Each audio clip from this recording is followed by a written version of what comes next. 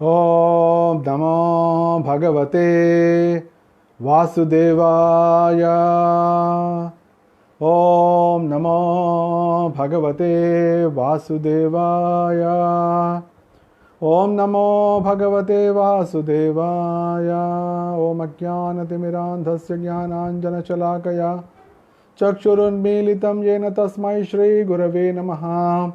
మూకం కరోతి వాచాలం పంగుం లంఘయతే గిరిం యత్కృపాతమహం వందే శ్రీగురుం దీనతారిణం.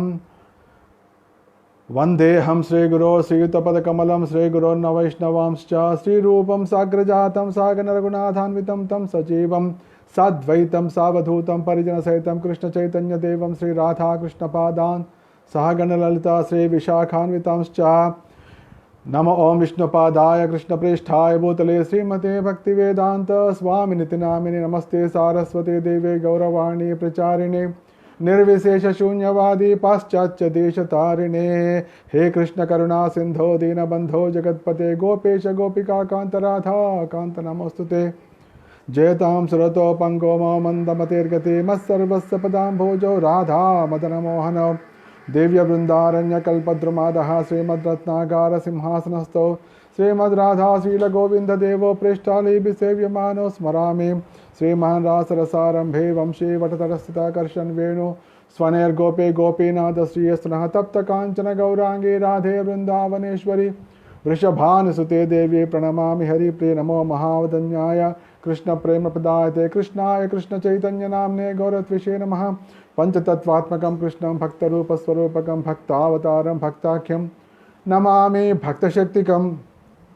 वाञ्छाकल्पतरुभ्यश्च कृपा सिन्धुभ्य एव च पतितानां पावनेभ्यो वैष्णवेभ्यो नमो नमः. जय श्री कृष्ण चैतन्य प्रभु नित्यानंद श्री अद्वैत गदाधर श्रीवासादि गौर भक्तवृंद. हरे कृष्ण कृष्ण कृष्ण हरे हरे. हरे राम राम राम हरे हरे. नारायणं नमस्कृत्य नरं चैव नरोत्तमं देवीं सरस्वतीं व्यासं ततो जयमुदीरयेत्.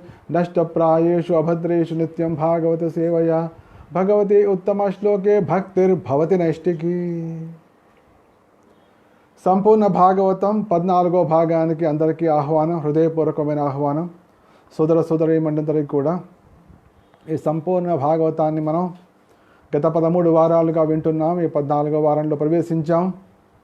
అద్భుతంగా మన కీర్తన శ్రవణం జరుగుతున్నాయి. ఇది సర్వదా చాలా మంగళకరమైనది, సర్వదిక్కులా మంగళకరమైనది, సకల మానవులకు మంగళకరమైనది. సాక్షాత్తుగా శ్రీల ప్రభుపాదులు వారు చెప్పిన విధంగా ఇది ప్రపంచానికి పాశ్చాత్య దేశానికి భారతదేశం ఇచ్చే శాంతి సందేశం. భాగవతం అనేది ప్రపంచానికి భారతదేశం ఇచ్చే శాంతి సందేశం. ఇది శ్రీ వ్యాసుల వారి పరిపక్వ స్థితిలో ఇది రాయబడింది. ఆయన అనేక గ్రంథాలు ఇతిహాసాలు రాసినా కూడా ఎప్పుడైతే సంతృప్తి చెందలేదో అప్పుడు గురుదేవుల యొక్క ఆజ్ఞ మేరకు శ్రీకృష్ణుడే భగవంతుడు దేవదేవుడు అని చెప్పడం కోసం ఈ శ్రీమద్ భాగవతాన్ని రచించడం జరిగింది. కాబట్టి శ్రీమద్ భాగవతం మొత్తం శ్రీకృష్ణుని యొక్క సాక్షాత్ స్వరూపంగా మనం భావించవచ్చు అని తెలుసుకోవాలి కూడా. మనకు చైతన్య మహాప్రభు వారు చెప్పినట్టు శ్రీమద్ భాగవతం పురాణమమలం ప్రేమ పుమార్థో మహాన్. శ్రీమద్ భాగవతం అనేది అమలమైన పురాణం. దీనిలో తప్పుపడడానికి ఏది ఉండదు. ఒకవేళ మనకు తప్పు ఉన్నట్టుగా అనిపిస్తే అది మన అవగాహన లోపమే తప్ప దాంట్లో అమల పురాణం అని సాక్షాత్తుగా శ్రీకృష్ణుడే చైతన్య మహాప్రభు రూపంలో పలికాడు అంటే అది మన అవగాహన లోపమే అని తెలుసుకోవాలి, ఒకవేళ ఏమైనా తప్పు మనకు కనిపిస్తే. కాబట్టి భాగవతంలో ఉన్నదంతా యథారీతిగా స్వీకరించాలి. ముఖ్యంగా భాగవతాన్ని అర్థం చేసుకోవాలంటే మనకు శ్రీల ప్రభుపాదుల వారి భక్తి వేదాంత భాష్యం కావాలి. ఎప్పటిదాకా భక్తి వేదాంత భాష్యం మనకు మనం చదవమో వినమో అధ్యయనం చేయమో అప్పటిదాకా భాగవతంలో ఉండే లోతులు అర్థం కావడం చాలా కష్టం, అది దుర్లభం కూడా. ఇక భాగవతం లేకుండా కృష్ణ భక్తి రాదు. కృష్ణ భక్తి లేకపోతే శోకమోహ భయాలు నశించే అవకాశం లేదు. అదేవిధంగా చైతన్య మహాప్రభు చెప్పిన విధంగా పంచమ పురుషార్థమైనటువంటి కృష్ణ ప్రేమ లభించడం కూడా దుర్లభమే శ్రీమద్ భాగవతం లేకుండా. కాబట్టి భాగవతం అనేది భక్తిమయ జీవితంలో ఒక ప్రాణనాడిగా అయిపోవాలి. అదే పల్స్ మన ప్రాణనాడిగా కావాలి. కాబట్టి అటువంటి భాగవతాన్ని మనం ఉత్సాహంతో, ఆనందంతో, శ్రద్ధతోటి చదువుతూ వస్తున్నాం. ఇది మన మహద్భాగ్యంగానే భావించాలి. ఇది మహానుభావుల ప్రభుపాదుల వారు, తర్వాత మన గురువులందరి అనుగ్రహం, వారందరి అనుగ్రహం వలన ఈ శ్రీమద్ భాగవతాన్ని నేను చెప్పడం, మీరందరూ కూడా శ్రద్ధగా వినడం, అనేక వందల మంది వింటున్నారు. ఇది చాలా ముదాహమైన విషయం. అయితే గత వారంలోకి మనం ఈ 13వ భాగంలో వెళ్తే దానిలో విస్తారంగా మనం కుంతీదేవి ఏ విధంగా భగవంతుని ప్రార్థించింది అనే విషయాన్ని తెలుసుకొని మనం భక్తి ప్రపత్తిలో మనం మునిగిపోయాం, భక్తిలో లీనమయ్యాం. ఏ విధంగా కుంతీదేవి తన భక్తిమయ కృతజ్ఞతను ఏ విధంగా వెలిబుచ్చింది. ఎందుకంటే అన్ని సమకూడిపోయింది, అన్ని చక్కగా అయిపోయింది అనుకుంటున్న సమయంలో ఆ ద్రౌణి అంటే ద్రోణాచార్యుడి కొడుకు అశ్వత్థామ పాండవ వంశాంకురాన్ని నశింపజేయడం కోసం ఎప్పుడైతే ఆ బ్రహ్మాస్త్రాన్ని ప్రయోగించాడో ఉత్తర పరిగెత్తుకుంటూ వచ్చింది. శ్రీకృష్ణుడు బయట ఉన్నట్టుగానే ఉండి లోపల కూడా ప్రవేశించి ఆ లోపల ఉండేటువంటి పరీక్ష మహారాజుని కాపాడడం జరిగింది. దాని వివరాలని తర్వాత వస్తాయి. అయితే ఎప్పుడైతే ఆ విపత్తు తొలగిపోగానే కుంతీదేవికి అర్థమైంది ఇది సాక్షాత్తుగా తన మేనలుడు దేవదేవుడైన శ్రీకృష్ణుడు చేసినటువంటి మహాద్భుతమైన చమత్కారం, మహాద్భుతమే అని తెలుసుకుని ఆవిడ ఒకవైపు పాండవుల్ని, ఒకవైపు ద్రౌపదిని తీసుకుని కృష్ణుడి దగ్గరకు వచ్చింది. కృష్ణుడు అప్పటికే రథంలో కూర్చున్నాడు. ఆ రథంలో కూర్చున్న కృష్ణుడి దగ్గరికి వచ్చి నమస్తే పురుషంత్వాద్యం అని చెప్పి ఆవిడ చక్కగా శ్రీకృష్ణుని అద్భుతంగా కీర్తించి తర్వాత తన భావాలన్నీ కూడా వెలిబుచ్చి చివరికి తన చివరి కోరికను కూడా వెలిబుచ్చింది. కోరిక వెలిబుచ్చి శ్రీకృష్ణుడికి భక్తులతో ఉన్నటువంటి అంటే విష్ణు వాళ్ళతోటి, తన ముఖ్యంగా పాండవులతోటి, అర్జునుడితో ఉన్నటువంటి సంబంధాన్ని తెలుపుతూ యోగేశ్వరాఖిల గురు భగవన్ నమస్తే అంటే ఆయనను నా స్వామి నువ్వు నువ్వు అఖిల గురుడివి, సమస్త జగత్తుకి లోక గురుడివి అని చెప్పి ఆవిడ నమస్కరించిన తర్వాత శ్రీకృష్ణుడు పృథయేత్థం కలపదై పరిణూతాఖిలోదయ మందం జహాస వైకుంఠో మోహయన్నివ మాయ. ఏదైతే కలపదై అంటే కపటరహితమైనటువంటి ప్రశస్తమైన పదాలను, ఆ కీర్తనలను, ఆ మాటలను విన్న శ్రీకృష్ణుడు చాలా మందహాసం చేశాట. ఆ మందహాసం ఏ విధంగా ఉందంటే దాని మాయతోటి మోహపరుస్తున్నాడా అన్న విధంగా ఉంది అని చెప్పి ఇక్కడ సూత గోస్వామి అంటున్నాం. సూత గోస్వామి అన్న తర్వాత విషయాన్ని చెబుతూ ఎప్పుడైతే ఆ విధంగా కుంతీదేవి పలికిన పల్లకి శ్రీకృష్ణుడు నవ్వాడు. నవ్వగానే అప్పటిదాకా తల్లి పక్కనే ఉన్నటువంటి ధర్మరాజు ఒక అడుగు ముందుకు వేసి శ్రీకృష్ణుడు చేతులు పట్టుకున్నాడు. శ్రీకృష్ణుడు చేతులు పట్టుకొని దుఃఖితుడై ఉండి అడిగాడు అన్నమాట, నువ్వు వెళ్ళడానికి వెళ్ళడానికి వీల్లేదు, ఎందుకంటే ఇప్పుడు ఈ పరిస్థితులు నువ్వు వెళ్ళడం నాకు మనశ్శాంతిగా లేదు అంటే అర్జునుడి అక్కడ ధర్మరాజుకు చాలా ఏ విధంగా అయితే కురుక్షేత్ర యుద్ధం ప్రారంభం కావడానికి ముందు అర్జునుడి యొక్క పరిస్థితి ఏ విధంగా ఉందో, కురుక్షేత్ర యుద్ధం అయిపోయిన తర్వాత రాజ్యాన్ని గెలుచుకున్న తర్వాత విజయం లభించిన తర్వాత ధర్మరాజు పరిస్థితి ఆ విధంగా తయారైంది. ఎందుకు ఇంత తన కోట్లాది మంది మరణానికి కారణమయ్యాను అని చెప్పి చాలా దుఃఖపడ్డాడు. దాని కృష్ణుడు, వ్యాసాదులు, తర్వాత ధౌమ్యాదులు మహానుభావులు వాళ్ళు ఓదార్చారు, సరైన అవగాహన చెప్పారు. అయినా కూడా ధర్మరాజుకు ఆ దుఃఖం పోలేదు. అయినా కూడా ఇది పర్వాలేదు, కాలం ప్రకారం ఆ దుఃఖం అదే పోతుందని చెప్పి శ్రీకృష్ణుడు తను ద్వారకా నగరానికి ప్రయాణం అయ్యాడు. ద్వారకా నగరానికి ప్రయాణమయ్యే లోపల ఈ పెను ప్రమాదం ముంచుకొచ్చింది. ఈ పెను ప్రమాదం ముంచుకు రాగానే దాన్ని కూడా శ్రీకృష్ణుడు కాపాడిన తర్వాత మొత్తం సానుకూలమైంది. ఆ సానుకూలమైన తర్వాత ఇక ధర్మరాజు మాత్రం ఓపిక పట్టలేకుండా చేతులు పట్టుకున్నాడు. అంటే బాగా నువ్వు ఉండిపోవాల్సిందే ఇక్కడ అని చెప్పి అనేటప్పటికీ శ్రీకృష్ణుడు సరే అని లోపలికి వెళ్ళాడు. కానీ ఎందుకు ఆగాడు అని ఎవరు చెప్పలేరు. అయితే కుంతిదేవి అనుకుండొచ్చు, ఇప్పుడు నేను ప్రార్థించాను కాబట్టి శ్రీకృష్ణుడు ఆగాడు అనుకుండొచ్చు, లేకపోతే ధర్మరాజు అవును ఇప్పుడు నేను వెళ్ళి అడిగాను కాబట్టి అనుకుండొచ్చు. అంత రకరకాలు అనుకుని ఉండే ఉంటారు. కానీ ఆ దేవదేవుడి హృదయంలో ఏముందో కేవలం ఆ దేవదేవుడికే తెలుసు.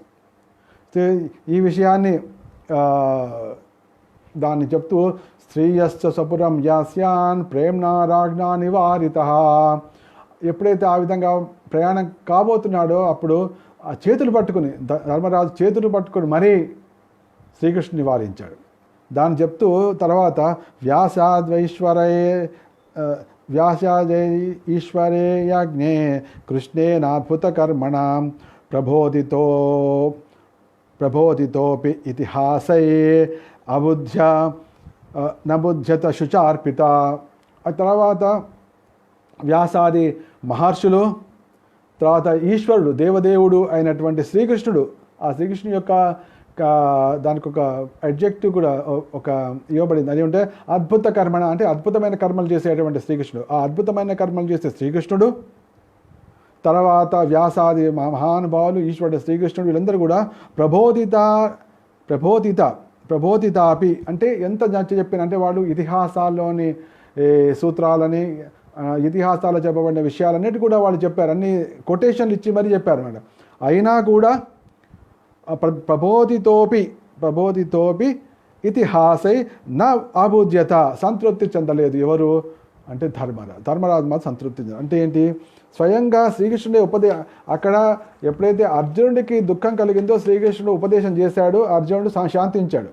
కానీ ఇక్కడ హరే అద్భుత కర్మ, కృష్ణ అద్భుత కర్మ, శ్రీకృష్ణుడు అద్భుతమైన కర్మలు చేయగలిగినటువంటి కృష్ణుడు అయినప్పటికీ కూడా వ్యాసరాజు సాక్షాత్తుగా అందరికీ సమస్త మానవులకు జ్ఞానాన్ని పంచగలిగిన వారు అయినప్పటికీ కూడా ఇద్దరు, తర్వాత ధౌమ్యాది మహానుభావులు వీళ్ళందరూ చెప్పినప్పటికీ కూడా ధర్మరాజుకు మాత్రం ఆ చింత తొలగలేదు.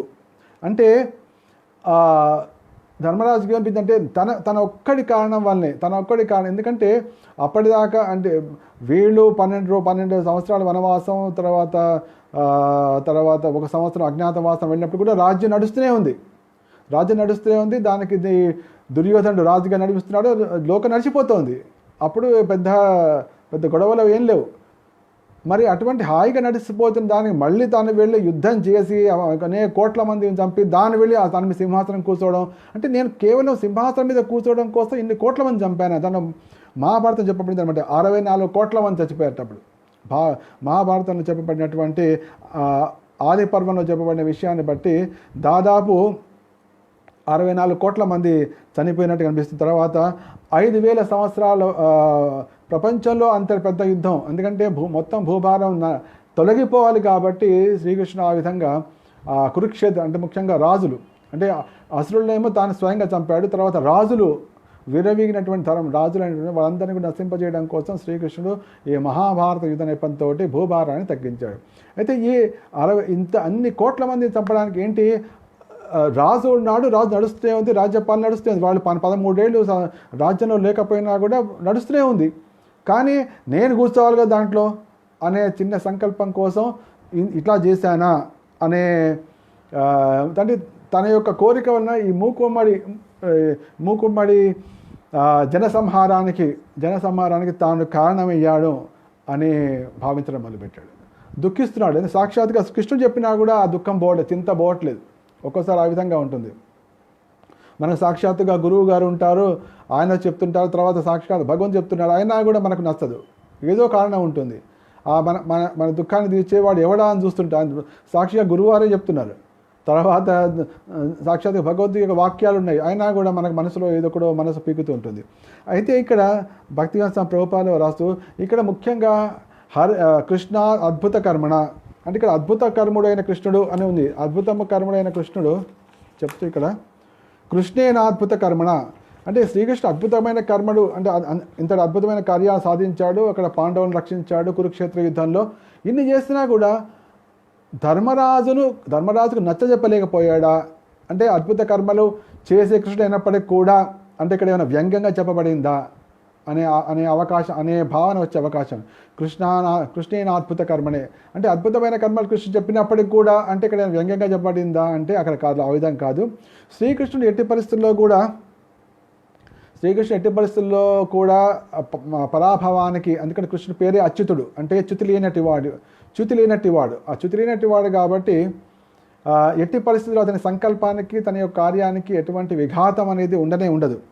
అయితే ఇక్కడ వ్యాసుల వారు చెప్తున్నారు వ్యాసుల వారు చెప్తున్నారు.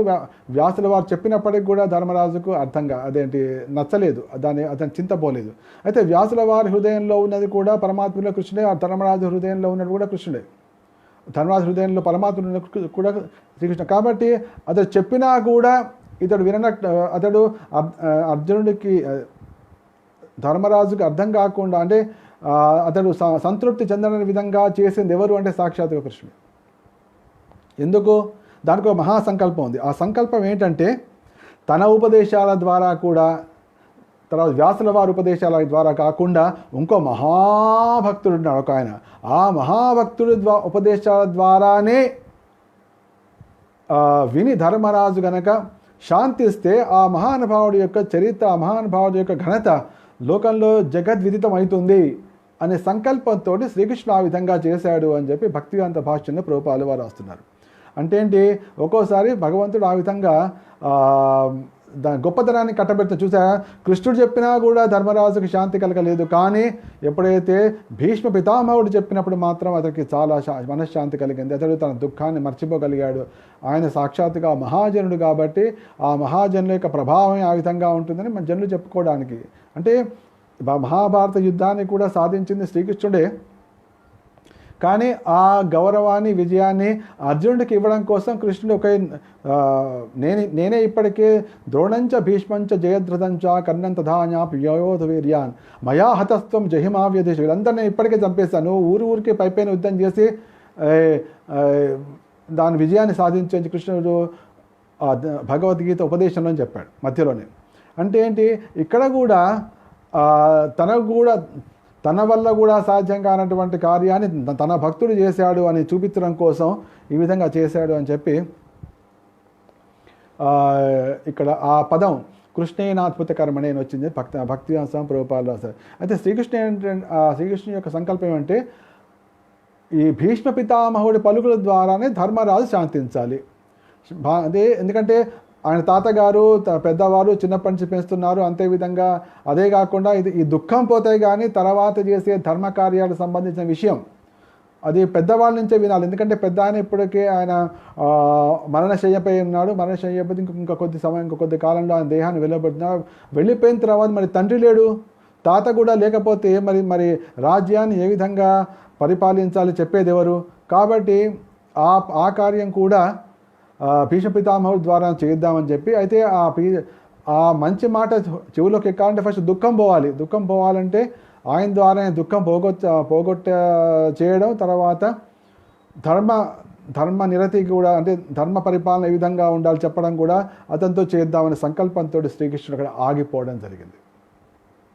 ఎప్పుడైతే శ్రీకృష్ణుడు అక్కడ ఆగాడో అప్పుడు ఒక సామాన్య మానవుడిలాగా ధర్మరాజు ఏవడం మొదలుపెట్టాడు. ప్రాకృతే ఆత్మన అవిప్రా స్నేహమోహ వశం కతః. అక్కడ ఏంటంటే ప్రాకృతి అయిన భౌతిక భావంతో ఆత్మన స్వయంగా ఓ పిరులారా అనురాగంతో మోహవశుడై అర్జునుడు ధర్మరాజు ఏడడం మొదలుపెట్టాడు.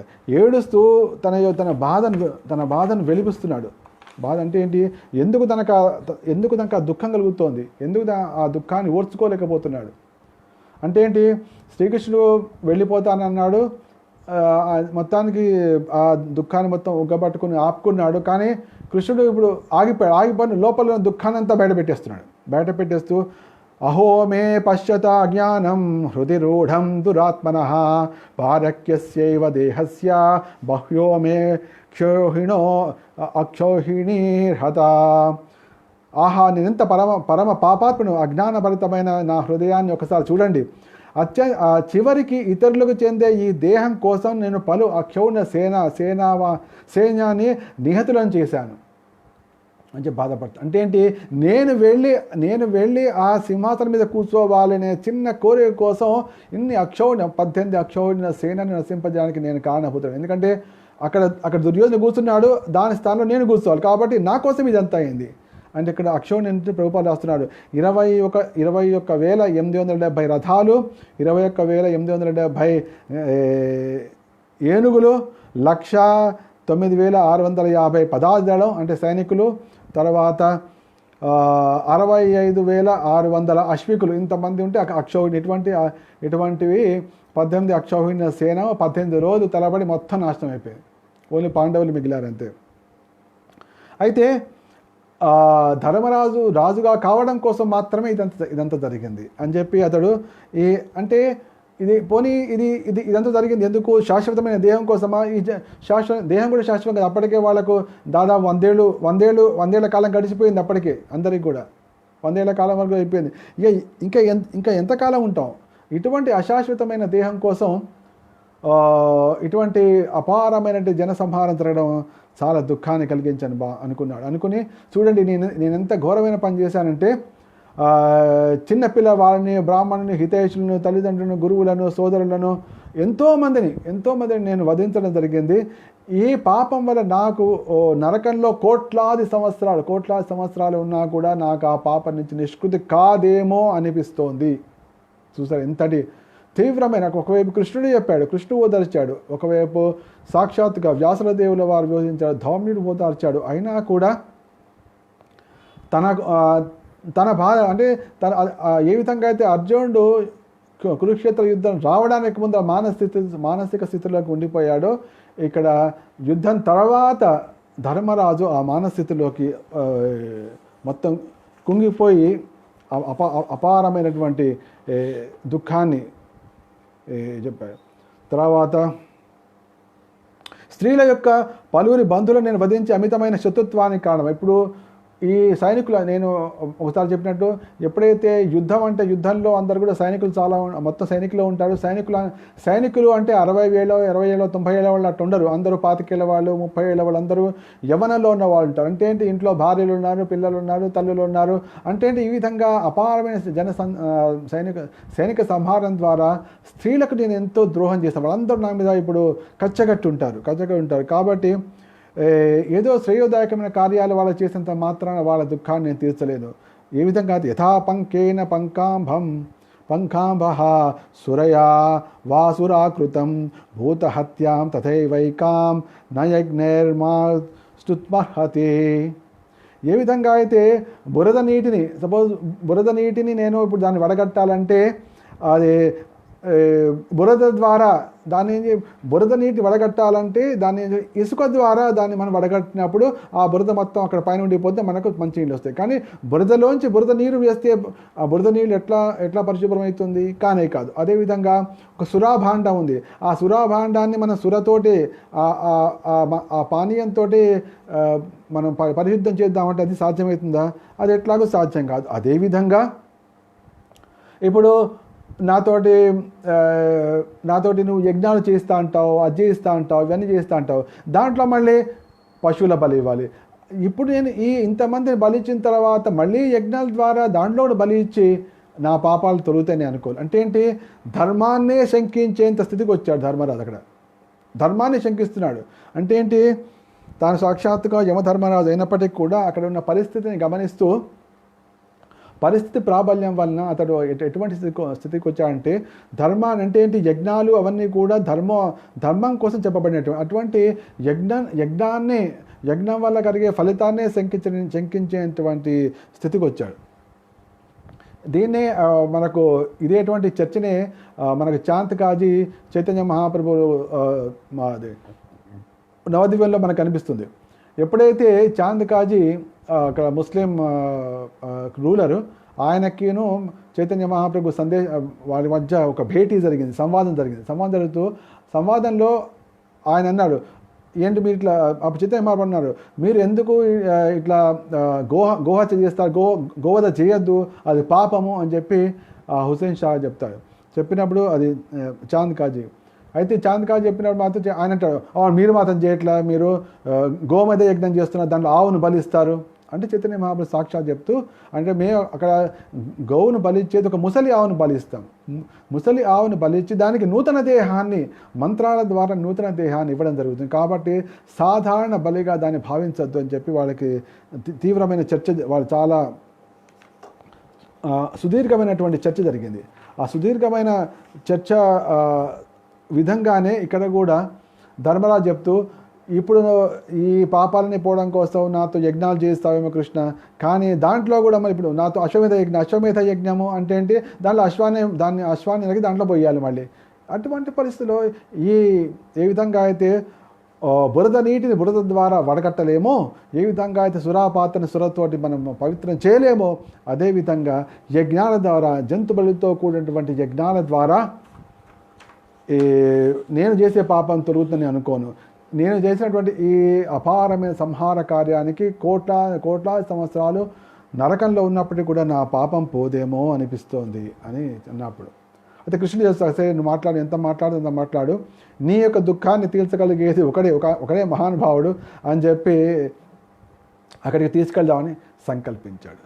అంటే ఈ విధంగానే ఒక్కోసారి మనకేంటి సాక్షాత్గా ఇప్పుడు ఒక్కోసారి గురువుగారు వస్తారు, గురు మహారాజు వస్తారు, మహారాజు దగ్గరికి చెప్తాం, మహారాజుగా ఈ విధంగా అవుతోంది ఇట్లా మహారాజుగా చెప్తారు. ఆయన కూడా మనసు శాంతించదు, ఆ దుఃఖం అట్లాగే ఉంటుంది. తర్వాత భాగవతం వింటుంటాం, అయినా దుఃఖం అట్లాగే ఉంటుంది. మరి ఎట్లా? గురువుగారు చెప్పినా పోవట్లేదు, భాగవతం చెప్పినా పోవట్లేదు, భగవద్గీత విన్నా పోవట్లేదు. మరి ఎవరు వెతుక్కోవాలి? ఆ భీష్మ పితామహుడు లాంటి వారు ఎవరో ఒక మహానుభావుడిని, ఒక మహాభాగవతుడిని ఎన్నుకుని ఆయన దగ్గరికి వెళ్ళి, ఆ శిక్షా గురువు దగ్గరికి వెళ్ళి ఆయన దగ్గర వినాలి. అంటే ముఖ్యంగా ఇప్పుడు ఎట్లా ఉంటుందంటే, మన ఇస్కాన్ సంస్థలో గురు మహారాజు గారితో సాంగత్యం అనేది చాలా దుర్లభంగా లభిస్తుంది. ఎందుకంటే వారు ప్రపంచవ్యాప్తంగా శిష్యులను స్వీకరించుంటారు. కాబట్టి ఒకసారి దీక్ష ఇచ్చిపోయిన దీక్షా కార్యక్రమం అయిపోయిన తర్వాత మళ్ళీ గురువు గారితో ప్రత్యక్ష సాంగత్యం, ఏకాంత సాంగత్యం లభిస్తుందా అంటే దానికి నమ్మకం లేదు, నమ్మకం అస్సలు ఉండదు. మరి అటువంటి పరిస్థితులు ఏమిటి? మరి మాకు ఎటువంటి మా సందేహాలు తీర్చుకోవాలన్నా, మా దుఃఖాలు చెప్పుకోవాలన్నా మరి ఎవరు? ఎందుకంటే ఇప్పుడు దీక్ష తర్వాత, దీక్ష ముందర తల్లిదండ్రులు ఉన్నారు, కానీ దీక్ష అయిపోయిన తర్వాత వేదాలే అంటే శాస్త్రాలే తల్లి, తర్వాత దీక్షనిచ్చిన గురువే తండ్రి అంటారు. మరి ఆ తండ్రితో మాకు సాంగత్యం లేకపోతే ఎట్లా? అంటే ఎప్పుడైతే సాంగత్యం అంటే మనకు ముఖ్యంగా ఇస్కాన్ సంస్థలో మనకు ఏ విధంగా సాంగత్యం లభిస్తుందంటే, వారు ఎప్పుడైతే శిష్యులందరికీ కలిపి ఉపన్యాసం ఇస్తుంటారో ఆ ఉపన్యాసమే నీకు వ్యక్తిగతంగా ఇస్తున్నటువంటి సందేశంగా భావించాలి, దానికంటే వేరే మార్గమే లేదు. అందుకోసమే కాబట్టి నిన్ను ఒంటరిగా కూర్చోబట్టి మరి మరి మరి ప్రభుపాదుల వారికి వాళ్ళ గురు మహారాజ్ గారు ఇచ్చారు కదా, ఒక నాయన నువ్వు ఆంగ్ల భాషలో ప్రపంచంలో మొత్తం పాశ్చాత్య దేశాల్లో ఈ చైతన్య మహా సందేశాన్ని అటువంటి నాకేమైనా ఉపదేశం వస్తుందా? మరి నాకు అటువంటిది రాలేదే. నా యొక్క నా స్వరూపం ఏమిటి, నా అంటే ఆధ్యాత్మిక జగత్తు నా స్వరూపం ఏంటి? మరి మా గురువు గారే దాన్ని వెలిబుచ్చాలి కదా, మరి నాకు ఇవన్నీ ఎప్పుడు జరుగుతాయి అని రకరకాల ప్రశ్నలు వాళ్ళకి సాగుతుంటాయి. అంతేకాకుండా మన ప్రతిరోజు కూడా గురు పూజలో గురుముఖ పద్మావాక్య చిత్తతే కరియా ఐక్య ఆరనా కరిహా మనే ఆశా అని పాడుతుంటాం. అంటే ఏంటి? గురుముఖ పద్మావాక్య చిత్త అంటే గురుముఖా నుంచి వచ్చిన మాటనే హృదయంలో నిలుపుకో, దాని తప్ప ఇంకా వేరేదేది కోరను అని అన్నా. మరి నాకు ఇంతవరకు గురువు గారి మాట వినిపిస్తలేదే, మరి నేనేం పెట్టుకోవాలి అని కూడా అనుమానం వస్తుంటుంది జనులకి. కాబట్టి అందరు గురువులు కూడా ఇచ్చేది ఒకటే సందేశం.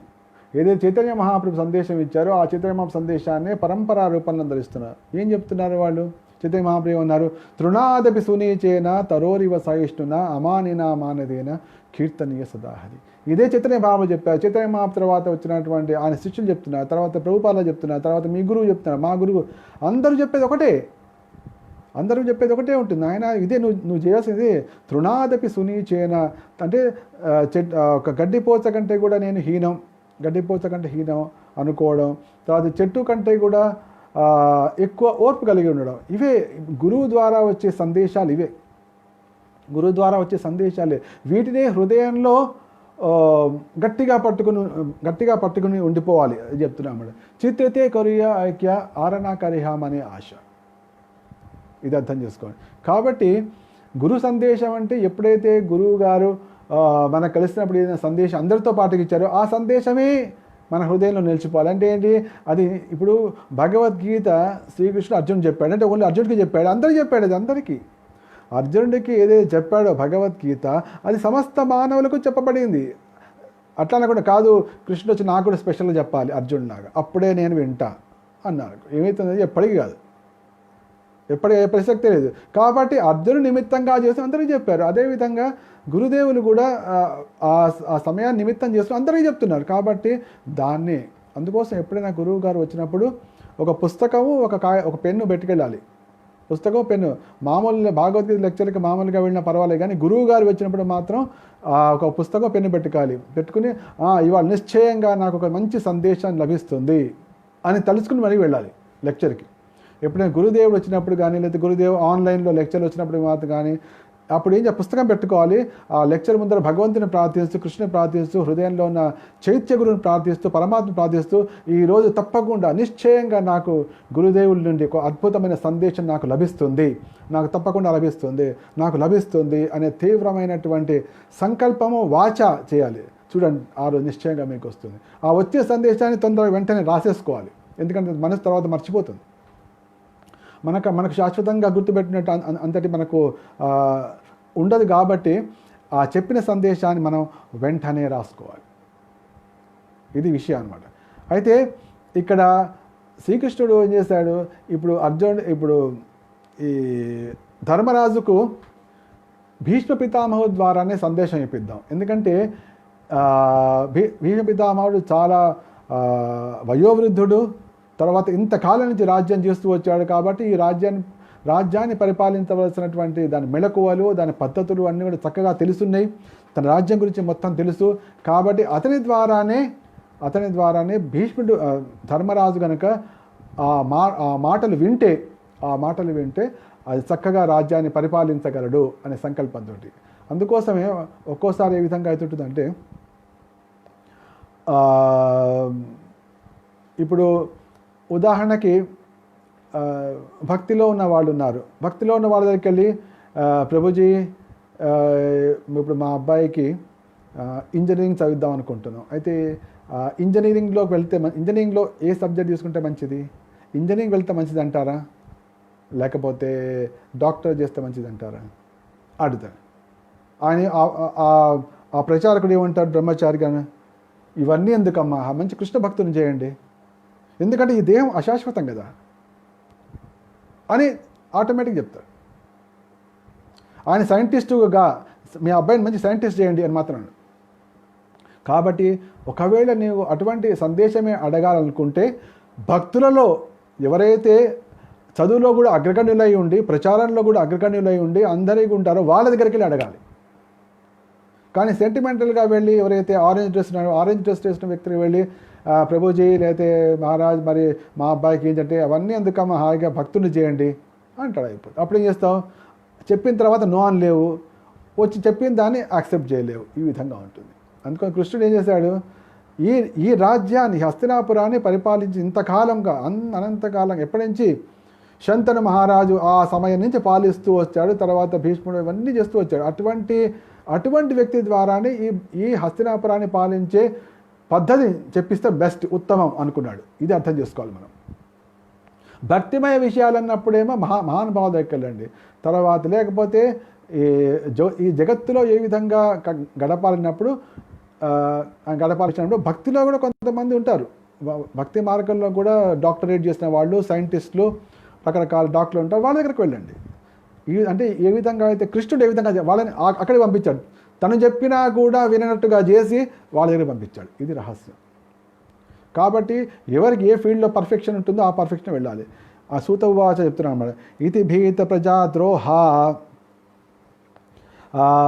సర్వధర్మా వివిత్సయా తతో వినశనం ప్రాగాద్ యత్ర దేవవ్రతోపతత్.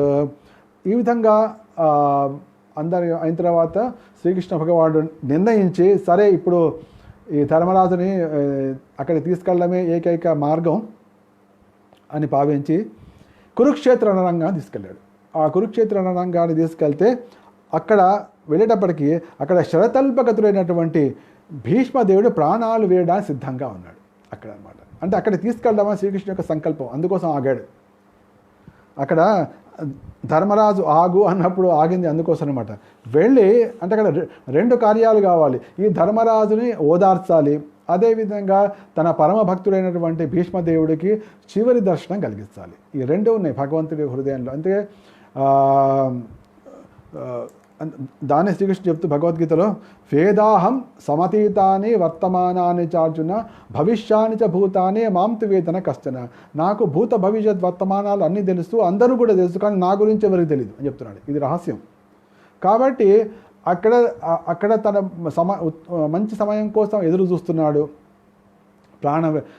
స్వచ్ఛంద మరణం కలిగినటువంటి భీష్ముడు. అంతేకాకుండా మంచి సమయంలో ప్రాణం విడవడమే కాదు, శ్రీకృష్ణ భగవానుడి తన సన్నిధిలో ఆ ప్రాణం విడవాలనేటువంటి కోరిక కూడా ఉంది. కాబట్టి ఆ కోరికను కూడా తీర్చాలి, ఎందుకంటే ఆయన మహాజనుడు, ఆ మహాజనుడు ఉంది. అదేవిధంగా ఇక్కడ ధర్మరాజు ఎంత చెప్పినా వినట్లేదు, ఏడు మానట్లేదు, ధర్మాన్నే శంకిస్తున్నాడు, యజ్ఞాలనే శంకిస్తున్నాడు. ఇటువంటి పరిస్థితుల్లో ఇతన్ని కూడా ఓదార్చాలి. తర్వాత అతడికి మంచి మార్గం, అదే రాజ్యపాలన చేసే మార్గం కూడా కలిగించాలి. ఇవన్నీ 2 ఉన్నాయి కాబట్టి శ్రీకృష్ణుడు ఆగిపోయాడు. కాబట్టి భగవంతుడు కనిపిస్తున్నాడు, కనిపించట్లేదు, తర్వాత వస్తున్నాడు, రావట్లేదు, నడిపించట్లేదు అనేది కూడా తన ఇచ్ఛామాత్రం చేత జరుగుతోంది. ఇదంతా కూడా భగవంతుడు శ్రీకృష్ణుకి ఇచ్ఛామాత్రం. కాబట్టి ఎప్పుడైతే ఇదంతా కృష్ణుడికి ఇచ్ఛామాత్రం జరుగుతోంది అనే భావన కలుగుతుందో అప్పుడు మనం నిజంగా కృష్ణ కాన్షియస్నెస్లో, కృష్ణ భక్తి భావనలో, కృష్ణ భావనామృతంలో ఉన్నట్టుగా మనం అర్థం చేసుకోవచ్చు. అయితే అక్కడ కురుక్షేత్ర రణరంగానికి వెళ్ళేటప్పటికీ అక్కడ శరతల్పగతుడై పడిన భీష్ముడిని మనం మహాజనుడుగా, అంటే శ్రీకృష్ణుడి యొక్క తత్వాన్ని సంపూర్ణంగా తెలిసినటువంటి మహానుభావుడిగా వర్ణించడం జరుగుతుంది. అయితే ఎప్పుడైతే ఈ శ్రీకృష్ణుడి గురించి సంపూర్ణంగా తెలిసిన మహావ్యక్తిగా వర్ణించినప్పుడు మళ్ళీ హృదయంలో ఒక సంశయం వస్తుంది. ఏమిటి సంశయం? మరి అంతటి శ్రీకృష్ణుడి గురించి తెలిసిన వ్యక్తి ద్రౌపది సభాభవనంలో తనను రక్షించమని అడిగినప్పుడు ఎందుకు కాపాడలేదు అని ప్రశ్నిస్తుంటారు. మళ్ళీ అదేవిధంగా ఇప్పుడు బలి మహారాజు కూడా అదే రాక్షసులకు రాజు శుక్రాచార్యుకు శిష్యుడు, దేవతలపైనే దండెత్తి ఇంద్రుణ్ణి స్వర్గం నుంచి వెళ్ళగొట్టినటువంటి వ్యక్తి. అతన్ని మనం మహాభాగవతుడిగా ఎట్లా భావిస్తాం? ఇది సంశయం వస్తుంటుంది. మనకు ప్రహ్లాదుడి విషయంలో రాదు, తర్వాత రకరకాలు ఉంటుంది, దీంట్లో రాదు. కానీ ముఖ్యంగా భీష్మదేవుడి విషయంలో మాత్రం అది వస్తుంది. దానికి మనం అర్థం చేసుకోవాల్సిన విషయం ఏంటంటే ఆశ్లిష్టవా పాదరతాం పినష్టమా దర్శనా మర్మహతాం కరోతు విధా తథా విదధాతు లంపటో మత్ ప్రాణనాథాసు సయేవ నాపర. అంటే ఏంటి? పరిస్థితి ఏ విధంగా ఉన్నప్పటికీ ఎట్టి పరిస్థితుల్లో మాత్రం శ్రీకృష్ణుడు నాకు ప్రభువు, అతడే నా నాథుడు అని ఎవరైతే అనగలుగుతారో అతడే మహాజనుడు. శ్రీకృష్ణుని యొక్క కళ్ళ ఎదుటనే నేను సమస్తాన్ని అతను చూస్తుంటే నేను ప్రాణాన్ని విడుస్తాను, ఎంతటి దుఃఖమైన పరిస్థితిలో ఉన్నప్పటికీ కూడా అని ఎవరైతే తన భావాన్ని మనస వాచ కర్మణ చేస్తున్నాడో అటువంటి మహాజనుడు. ఇక్కడ భీష్ముడు శరతల్పగతుడై ఉన్నాడు అని మనం అంటుంటాం. కానీ అవును ఇట్లాంటి బాణాల మీద పడుకున్నాడు అంటే బాణాలన్నీ అర్జునుట్లో వేశాడు, మంచిగా దాని మీద వెళ్ళి పడుకున్నాడా? అట్లా కాదు.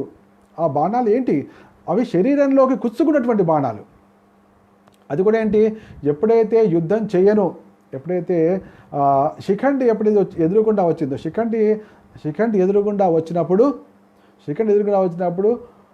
భీష్ముడు ముఖం పక్కకు తిప్పుకొని తన యొక్క శస్త్రాన్ని కిందికి వంచేశాడు. వచ్చి తన ముఖాన్ని పక్కకు తిప్పుకున్నాడు, అంటే తన వెన్ను చూపించగానే అప్పుడు అర్జునుడు మెడ నుంచి పాదాల వరకు మొత్తం బాణాలతో నింపేశాడు. అది ఎంత అయిపోయిందంటే అదే విధంగా ఆయన ఆ రథం నుంచి ఆ విధంగా పడిపోయి ఆ బాణాల మీద పడిపోయాడు. ఓన్లీ తలకు మాత్రం బాణాలు వేయలేదు తప్ప మొత్తం శరీరం మొత్తం బాణాలు. తనకోసమే తల ఇట్లా వాలిపోతున్నప్పుడు మళ్ళీ తర్వాత వెళ్ళి బాణాలు వేసి ఆ శిరాన్ని నిలబెట్టాల్సి వచ్చింది. అది అటువంటి మనకు చిన్న ముళ్ళు గుచ్చుకుంటే తీసేంత వరకు ప్రాణం విలవిల్లాడుతుంటుంది. అటువంటిది శరీరం అంతా బాణాలు గుచ్చుకొని ఆ బాణాలు ఆ నొప్పిని ఆ విధంగా ఉంటూ దాని మీద పడుకోవడం అనేది, మనం పరుపు మీద కదలకుండా వెల్లిగిలా పడుకోవడం, ఒక 5 నిమిషాలు పడుకోవడం మనకు కష్టంగా ఉంటుంది. వెల్లిగిలా పరుపు మీదే ఒక 5 నిమిషాలు కానీ అటు తిరుగుతాం ఇటు తిరుగుతాం. అటువంటిది బాణాల మీద, అది కూడా గుచ్చుకున్న బాణాల మీద అటు ఇటు కదలగలం లేకుండా, దాహం లేకుండా, రేం బవళ్ళు. ఎవరైతే అప్పుడంటే ప్రాణం పడిపోగానే మనుషులు వచ్చారు, చూశారు.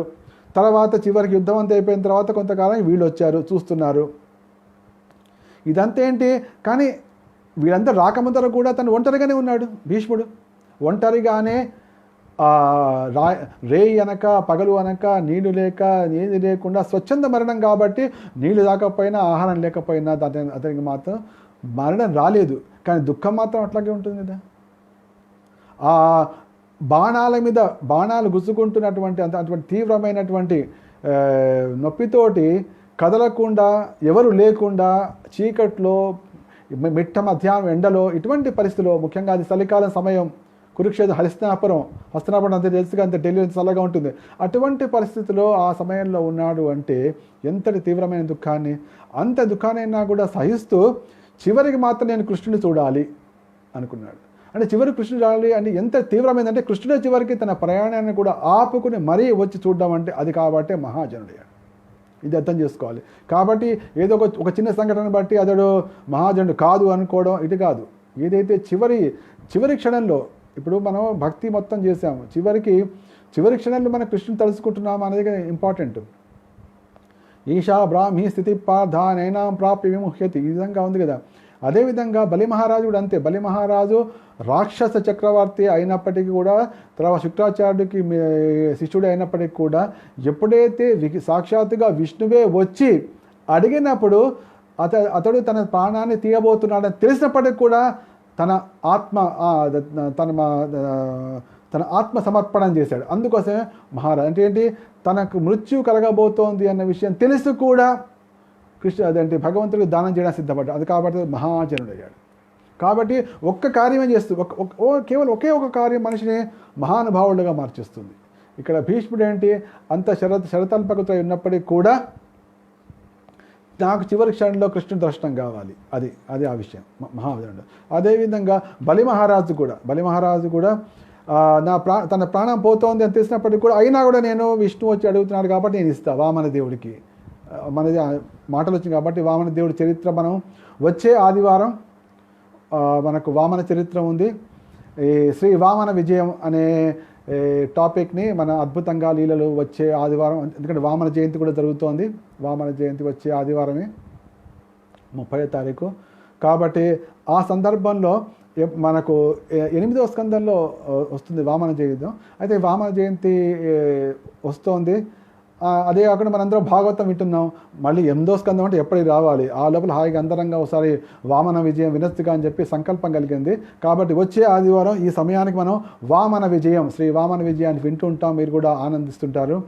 దాన్ని కూడా మనం హై టెక్నాలజీలో చూద్దాం, రకరకాల ఫోటోలు వాటితోటి బలి మహారాజ్ తోటి అవన్నీ అద్భుతంగా విందాం.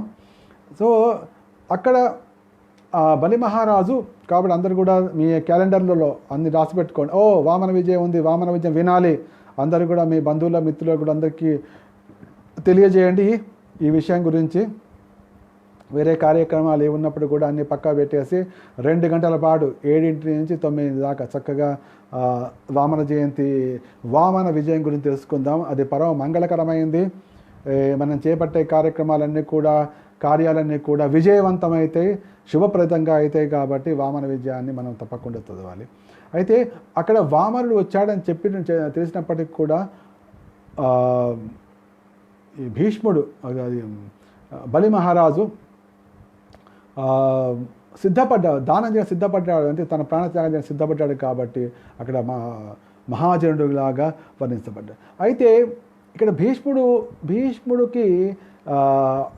భీష్ముడి మరణశయ్య ఉంది ప్రపంచంలోనే అరుదు కూడా కాదు, అటువంటి ఆ విధమైనటువంటి మరణశయ్య ఇంతవరకు ఎవరికి కూడా లభించలే. అంటే బాణాల మీద పడుకుని ప్రాణాలను వదిలిపెట్టినటువంటి అంపశయ్య మీద ప్రాణత్యాగం చేసినటువంటి వ్యక్తి లేడనమాట. అటువంటి అందరూ మరణశయ్య మీద ఉంటారు, కానీ ఇతడు అంపశయ్య మీద మరణం కోసం ఎదురు చూస్తున్నాడు. ఇది చాలా అద్భుతంగా ఉంది, ఇంతవరకు మనం ఎప్పుడు వినలేదే, బహుశా ఇటువంటిది మనం వినకపోవచ్చు కూడా, బహుశా దీన్ని మనం చూడకపోవచ్చు కూడా అని భావిస్తూ ప్రపంచంలో ఉన్నవాళ్ళు, ప్రపంచంలోనే కాదు వివిధ లోకాల నుంచి ఋషులు, రాజర్షులు, బ్రహ్మర్షులు, దేవర్షులు అందరూ వచ్చేస్తారు అక్కడికి. ఎంతటి అంటే ఏ విధంగా అయితే పరీక్ష మహారాజును చూడడానికి కూడా వచ్చారో, ఆ విధంగా అంపశయ్య మీద ఉన్నటువంటి భీష్ముడిని చూడడానికి కూడా చాలామంది మొత్తం వచ్చారు. అయితే తదా తే భ్రాతరా సర్వే సదశ్వై స్వర్ణభూషితై అన్వగచ్చన్ రథైరిప్రా వ్యాసధౌమాదయాస్తథా.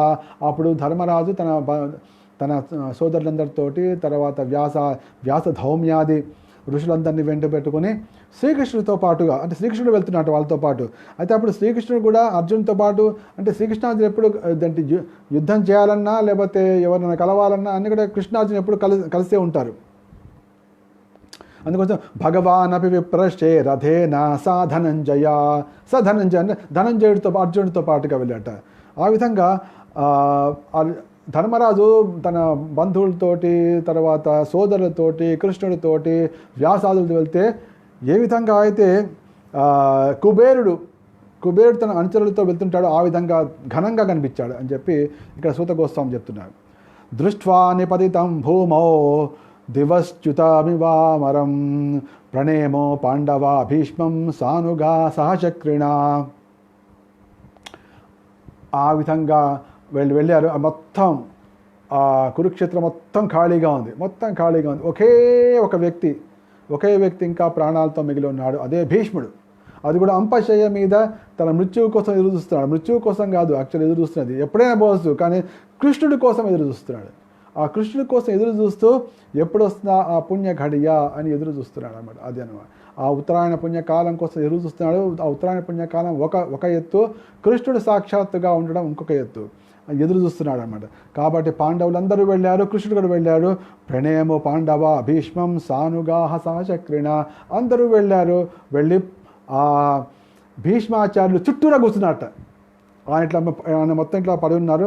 ఆయన కేవలం తల మాత్రమే తిప్పగలడు, ఎందుకంటే మిగతా శరీరం మొత్తం బాణాలతో గుచ్చుకుపోయింది. కాబట్టి చేతులు లేపలేరు, నడుము లేపలేరు, కాళ్ళు లేపలేరు, ఏమీ లేపలేరు. ఓన్లీ శిరస్సు మాత్రం అటు ఇటు కదలచగలదు, అంతే. That's it. అంతకంటే కాబట్టి వేరే కదలిక ఏది లేదు. లేకపోతే ఉదాహరణకి తలకు కూడా తిప్పలేకపోతే తల పైకే చూస్తుంటే వచ్చిన వాళ్ళని చూస్తున్నాడా చూడనట్ట. వచ్చిన వాళ్ళు వస్తే వాళ్ళని చూడాలంటే కనీసం తల పక్కకు తిప్పితే చూస్తున్నాడు మమ్మల్ని అని సంగతి తెలుస్తుంది కదా. తల మాత్రమే తిప్పుతున్నాడు. అయితే అందరు చుట్టూ కూర్చున్నారు. మొత్తం పంచపాండవులు, మిగతా వాళ్ళు, వీళ్ళు, శ్రీకృష్ణుడు బాధ అందరూ కూర్చున్నాడు. అయితే అందరూ కూడా భీష్ముల వారికి నమస్కరించారు. అప్పుడు సహచక్రిణ అంటే కృష్ణుడితో పాటుగా. ఇక్కడ కృష్ణుడికి తెలుసు, అంటే ఇక్కడ భీష్ముడు తెలుసు ఎదురుకుండా వస్తున్నది సాక్షాత్తుగా దేవదేవుడు అని తెలుసు. కానీ ఇక్కడ శ్రీకృష్ణుడు ఒక సామాన్య మానవుడి పాత్రను పోషిస్తున్నాడు కాబట్టి అందరు ఋషులతో పాటుగా తాను కూడా వాళ్ళకు నమస్కరించాడు. ధర్మరాజు సోదరులలో తాను ఒకటిగా తాను ఒకటి అన్న భావనలో శ్రీకృష్ణుడు నమస్కరించాడు. తత్ర బ్రహ్మర్షయ సర్వే దేవర్షయశ్చ సత్తమా రాజర్షయశ్చ తత్రాసన్ ద్రష్టుం భరతపుంగవం. అంటే భరత మహారాజ్ వంశీయుల్లో అత్యంత శ్రేష్ఠుడు భీష్ముడు. ఈ భరత పుంగవం అంటే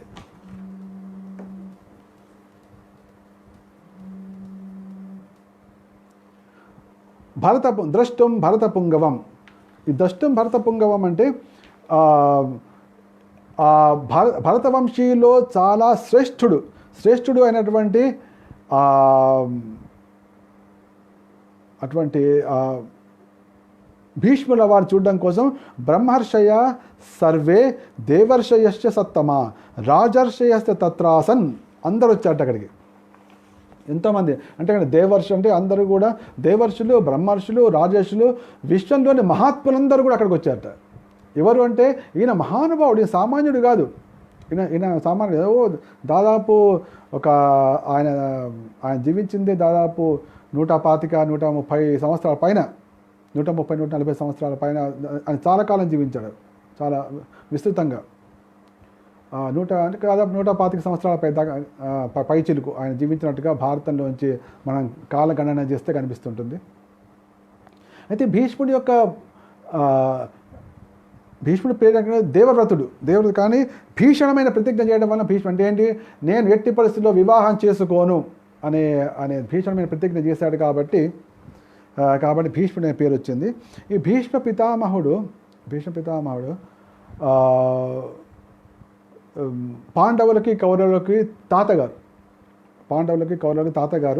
అయితే భీష్మ పితామహుడు యొక్క భీష్ముడి తండ్రి పేరు దేవవ్రతుడు అనే పేరు. దేవవ్రతుడు తండ్రి పేరు శంతన మహారాజుకు వివాహం కాకముందు గంగాదేవి ద్వారా లభించినటువంటి పుత్రుడే భీష్ముడు. అయితే తర్వాత మళ్ళీ కొంతకాలానికి భీష్ముడు శంతన మహారాజు వివాహం చేసుకుందామని సంకల్పం కలిగింది. కానీ వివాహం చేసుకుంటే వాళ్ళు అడిగారు మరి మీకు ఆల్రెడీ పుత్రుడు ఉన్నాడు, ఆ పుత్రుడు ఉంటే మరి మా వాళ్ళ సంతానం వాళ్ళకు రాజ్యాధికారం వచ్చే అవకాశం లేదు కదా, కాబట్టి అని వాళ్ళు చెప్పారన్నమాట. కాబట్టి ఎట్టి పరిస్థితిలో నేను వివాహం చేసుకోను, కాబట్టి వారికి రాజ్యాధికారం అనే ప్రసక్తే ఉండదు అని భీష్ముడు దేవవ్రతుడు భీషణమైన ప్రతిజ్ఞ చేయడం వల్ల భీష్ముడు అనే పేరు వచ్చింది. అయితే అప్పుడు శంతన మహారాజు సత్యవతిని వివాహం చేసుకున్నాడు. సత్యవతికి వివాహం కాకముందరే పరాశర ముని ద్వారా వ్యాసుల వారి జన్మ జరిగింది. కానీ పరాశరు ఇచ్చినటువంటి అద్వితీయమైనటువంటి వరం ద్వారా ఆవిడకి ఎటువంటి కళంకం కలగలేదు. ఆ విధంగా తర్వాత శంతన మహారాజుకు ఆవిడ పత్నిగా అయింది, సత్యవతి అని. అయితే వారికి ఇద్దరు కొడుకులు పుట్టారు. ఒకటి విచిత్ర వీరుడు, చిత్రాంగదుడు. ఇద్దరు పుత్రులు ఉన్నారు. చిత్రాంగదుడికి పెళ్లి కాకముందరే అది ఒకసారి యుద్ధం జరిగిందన్నమాట గంధర్వులతో. చిత్రాంగదుడు అనే ఇంకో గంధర్వులతో యుద్ధం జరిగి ఆ యుద్ధంలో మరణించాడు. దాంతో ఒకడే మిగిలాడు. ఈ కురువంశీయులకి భరత వంశీయులు ఒకడే మిగిలాడు, విచిత్ర వీరుడు. అయితే విచిత్ర వీరుడికి వివాహం చేయవలసిన సమయం వచ్చింది. అయితే అప్పుడు భీష్ముడే నడుం కట్టి, అప్పుడు చాలా పౌరుషంగా ఉండేవాడు, చాలా యంగ్ పర్సన్. అప్పటికే తాను పెళ్లి చేసుకోవాలని కూడా తీవ్రమైన నిర్ణయం తీసుకున్నాడు. తను యువకుడు, శక్తి సంపన్నుడు అయినప్పుడు మొత్తం అతని మీదనే మాట మొత్తం హస్తినాపురం రాజ్యం మొత్తం నడుస్తోంది. వెళ్ళి అప్పుడు కాశీరాజు కూతుళ్ళకి స్వయంవరం జరుగుతోంది, అంబిక, అంబాలిక. అయితే తన సోదరుడు అయినటువంటి విచిత్ర వీరుడికి ఆ కన్యలను తెచ్చి వివాహం చేశానని చెప్పి తను ధైర్యంగా వెళ్ళి ఆ స్వయంవరంలో ఉన్నటువంటి అందరినీ ఓడించి ఆ ముగ్గురు కన్యలను తీసుకొచ్చాడు. అయితే దాంట్లో ఉండే అంబాలిక మాత్రం నేను మీ పిల్లవాడిని పెళ్లి చేసుకోను, ఎందుకంటే నేను ఇప్పటికే ఇంకొకరిని ప్రేమించాను. ఆయన ఆవిడ పట్టుకొచ్చి చాలా గట్టిగా అయినప్పటికీ చివరికి ఏం లేక వదిలిపెట్టి, సరే నీ ఇష్టం చోటికి వెళ్ళు, నీకు కావాల్సిన చోటికి వెళ్ళిపో అని చెప్పి వదిలిపెట్టేశాడు అంబను. అయితే ఈ అంబ మళ్ళీ తన ప్రియుడి దగ్గరికి వెళ్ళింది. ప్రియుడి దగ్గరికి వెళ్ళినప్పటికి కూడా ఆ ప్రియుడు ఒప్పుకోలేదు. ఎందుకంటే నువ్వు ఆల్రెడీ నిన్ను వేరొక పురుషుడు నిన్ను బలవంతంగా తీసుకెళ్ళిపోయాడు. కాబట్టి నేను రక్షించలేకపోయాను, కాబట్టి ఇప్పుడు నువ్వు నాకు అక్కర్లేదు, వెళ్ళిపోను. అటు కాకుండా అయిపోయింది, ఇటు కాకుండా అయిపోయింది. అప్పుడు వచ్చి భీష్ముడిని అడిగింది, మరి నువ్వే చేసుకో, ఎందుకంటే అంటే నేను పెళ్లి చేసుకునే ప్రసక్తి లేదు, ఇంకా నేను భీషణ ప్రతిజ్ఞ చేశానని చెప్పి. అప్పుడు అంబ వెళ్ళి, ఎందుకంటే అతనికి విద్యా ప్రదానం చేసిన విద్యనిచ్చిన గురువు కాన్నాడు, అదే పరశురాముడి దగ్గరికి వెళ్ళి ఫిర్యాదు చేసి, చూడండి ఇట్లా మీ శిష్యుడు ఈ విధంగా నన్ను తీసుకొచ్చాడు, కానీ ఇటు నా ప్రియుడు కాకుండా అయిపోయింది, ఇటు కాకుండా అయింది, కాబట్టి నన్ను తనే పెళ్లి చేసుకోమని చెప్పండి అంటే అప్పుడు పరశురాముడు వచ్చాడు అనమాట. నచ్చజెప్పడానికి ఒప్పుకోరు. ఇద్దరు యుద్ధానికి కూడా దిగారు. ఏంటి నేను చెప్పిన మాట నువ్వు వినవా, నేనే నీకు విద్య నేర్పించానని చెప్పి యుద్ధానికి దిగారు. ఆ యుద్ధంలో ఎవరు ఓడి ప్రసక్తి లేదు అని చెప్పి మొత్తానికి ఎవరికి కాలేదు. అప్పుడు పరశురాముడు చాలా సంతోషించి అతని శక్తికి, అతని యొక్క ధీరత్వానికి, అతని యొక్క దృఢత్వానికి చాలా సంతోషించి దీవించి వెళ్ళిపోతాడు. అయితే అంబ ఈ విధంగా చేసి మొత్తానికి ఎటు కాకుండా అయిపోయిందని చెప్పి దేవతలతో తపస్సు చేసింది. తర్వాత మళ్ళీ వచ్చే నెక్స్ట్ జన్మలో శిఖండిలాగా అంటే ఎట్టి పరిస్థితుల్లో ఈ భీష్ముడిని చంపి దిగుతా అనే ప్రతిజ్ఞ పట్టింది. అందుకని చెప్తున్నాక ఎప్పుడైతే ఈ జన్మలో మనకు ఎవరి మీద కోపం కానీ క్రోధం కానీ అసూయ కానీ ఉంటూ వస్తోంది అంటే అది గత జన్మల నుంచి సాగుతూ వస్తుంది, అర్థం చేసుకోండి. కాబట్టి ఈ జన్మలో మనకి ఏమైనా అసూయలు కానీ ద్వేషాలు కానీ రోషాలు కానీ కోపాలు కానీ కక్షలు కానీ ఉంటే ఈ జన్మలను వదిలిపెట్టేసేయాలి. లేకపోతే మళ్ళీ వాళ్ళ కోసం మళ్ళీ జన్మలు పొందాల్సి వస్తుంది. ఎందుకంటే ఇవన్నీ కూడా సీన్ ఏ విధంగా అయితే నిన్న ఉంది, ఇవాళ ఉంది, రేపు ఉంది, ఈ విధంగా రోజులు సేమ్ గడుస్తుంటాయి, మనమే నడుస్తుంటాం. అదేవిధంగా పోయిన జన్మలో మనమే, ఈ జన్మలో మనమే, వచ్చే జన్మలో మనమే. కానీ రకరకాల రూపాలు మారుతుంటాయి, కానీ మన యొక్క ప్రేమలు కోపాలు తాపాలు ఇవి మాత్రం పోవు. అందుకోసమే ఆ అంబ ఈ భీష్ముడిని చంపాలి అనే, ఎందుకంటే ఆ జన్మలో చంపలేకపోయింది, ఎందుకంటే స్త్రీ కాబట్టి, ఎందుకంటే తను ఎదురుపడలేదు. అందుకోసం మళ్ళీ జన్మ పొంది మళ్ళీ చంపాలని వచ్చింది అనమాట. ఈ విధంగా ఉంటుంది. అంటే కాబట్టి ఇటువంటి అనర్థాల నుంచి మనం బయటపడే ప్రయత్నించాలి.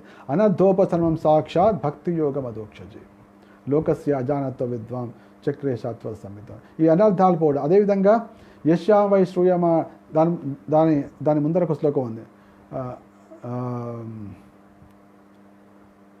దాంట్లో అంటే ఈ సమస్త అనర్థాలను తొలగడానికి సాక్షాత్ భక్తి యోగం అదోక్షజే, అంటే సాక్షాత్తుగా భగవంతుడి యొక్క భక్తి ఒకటే మార్గము అని వ్యాసుల వారు చూశారు. అయితే ఇది లోకానికి తెలియదు కాబట్టి ఆయన శ్రీమద్ భాగవతాన్ని రచించడం జరిగింది. కాబట్టి ఎప్పుడైతే మనం భాగవతాల్లోనే రమిస్తామో, భాగవతాన్ని ఆస్వాదించే రసజ్ఞులం కావాలి. మనం ఏదో పేలవంగా వింటున్నానులే అట్లా అని ఉండద్దు. ఎంత బాగుంది, చాలా బాగుంది, oh very tasty, very nice, very good. Suppose ఎవరన్నా మనం ఇస్తాం, ఎవరికన్నా మామిడి పండు రసం ఇస్తాం. మామిడి పండు రసం ఇస్తే తాగుతున్నాడు, బాగుందా అని అడుగుతాం కదా. బాగానే ఉంది అంటే ఏంటి, మనం అంటే వాడికి ఆ రసజ్ఞత లేదా? ఈ మాత్రం మంచి చక్కటి మామిడి పండు రసం ఇచ్చామే, మంచి గ్లాస్లో ఇచ్చామే, టేస్ట్ చేసిన తర్వాత ఎంత తీయగా ఉందండి, ఎంత మధురంగా ఉందండి అనే రసజ్ఞత వెలిపిస్తారు కదా. వెలిపించకపోతే ఆ ఇచ్చిన వాడి నోటు చేసి ఏంటి బాగుందా అండి అని అడుగుతాడు. బాగానే ఉంది అని అనుకోండి. బాగానే ఉంది అంటే చాలా బాగుంది, చాలా బాగుంది అనేవాడు అడగక ముందర చెప్తాడు. అంటే వాడు రసజ్ఞుడు కాదన్నమాట. అంటే అదేంటి రాతి హృదయం.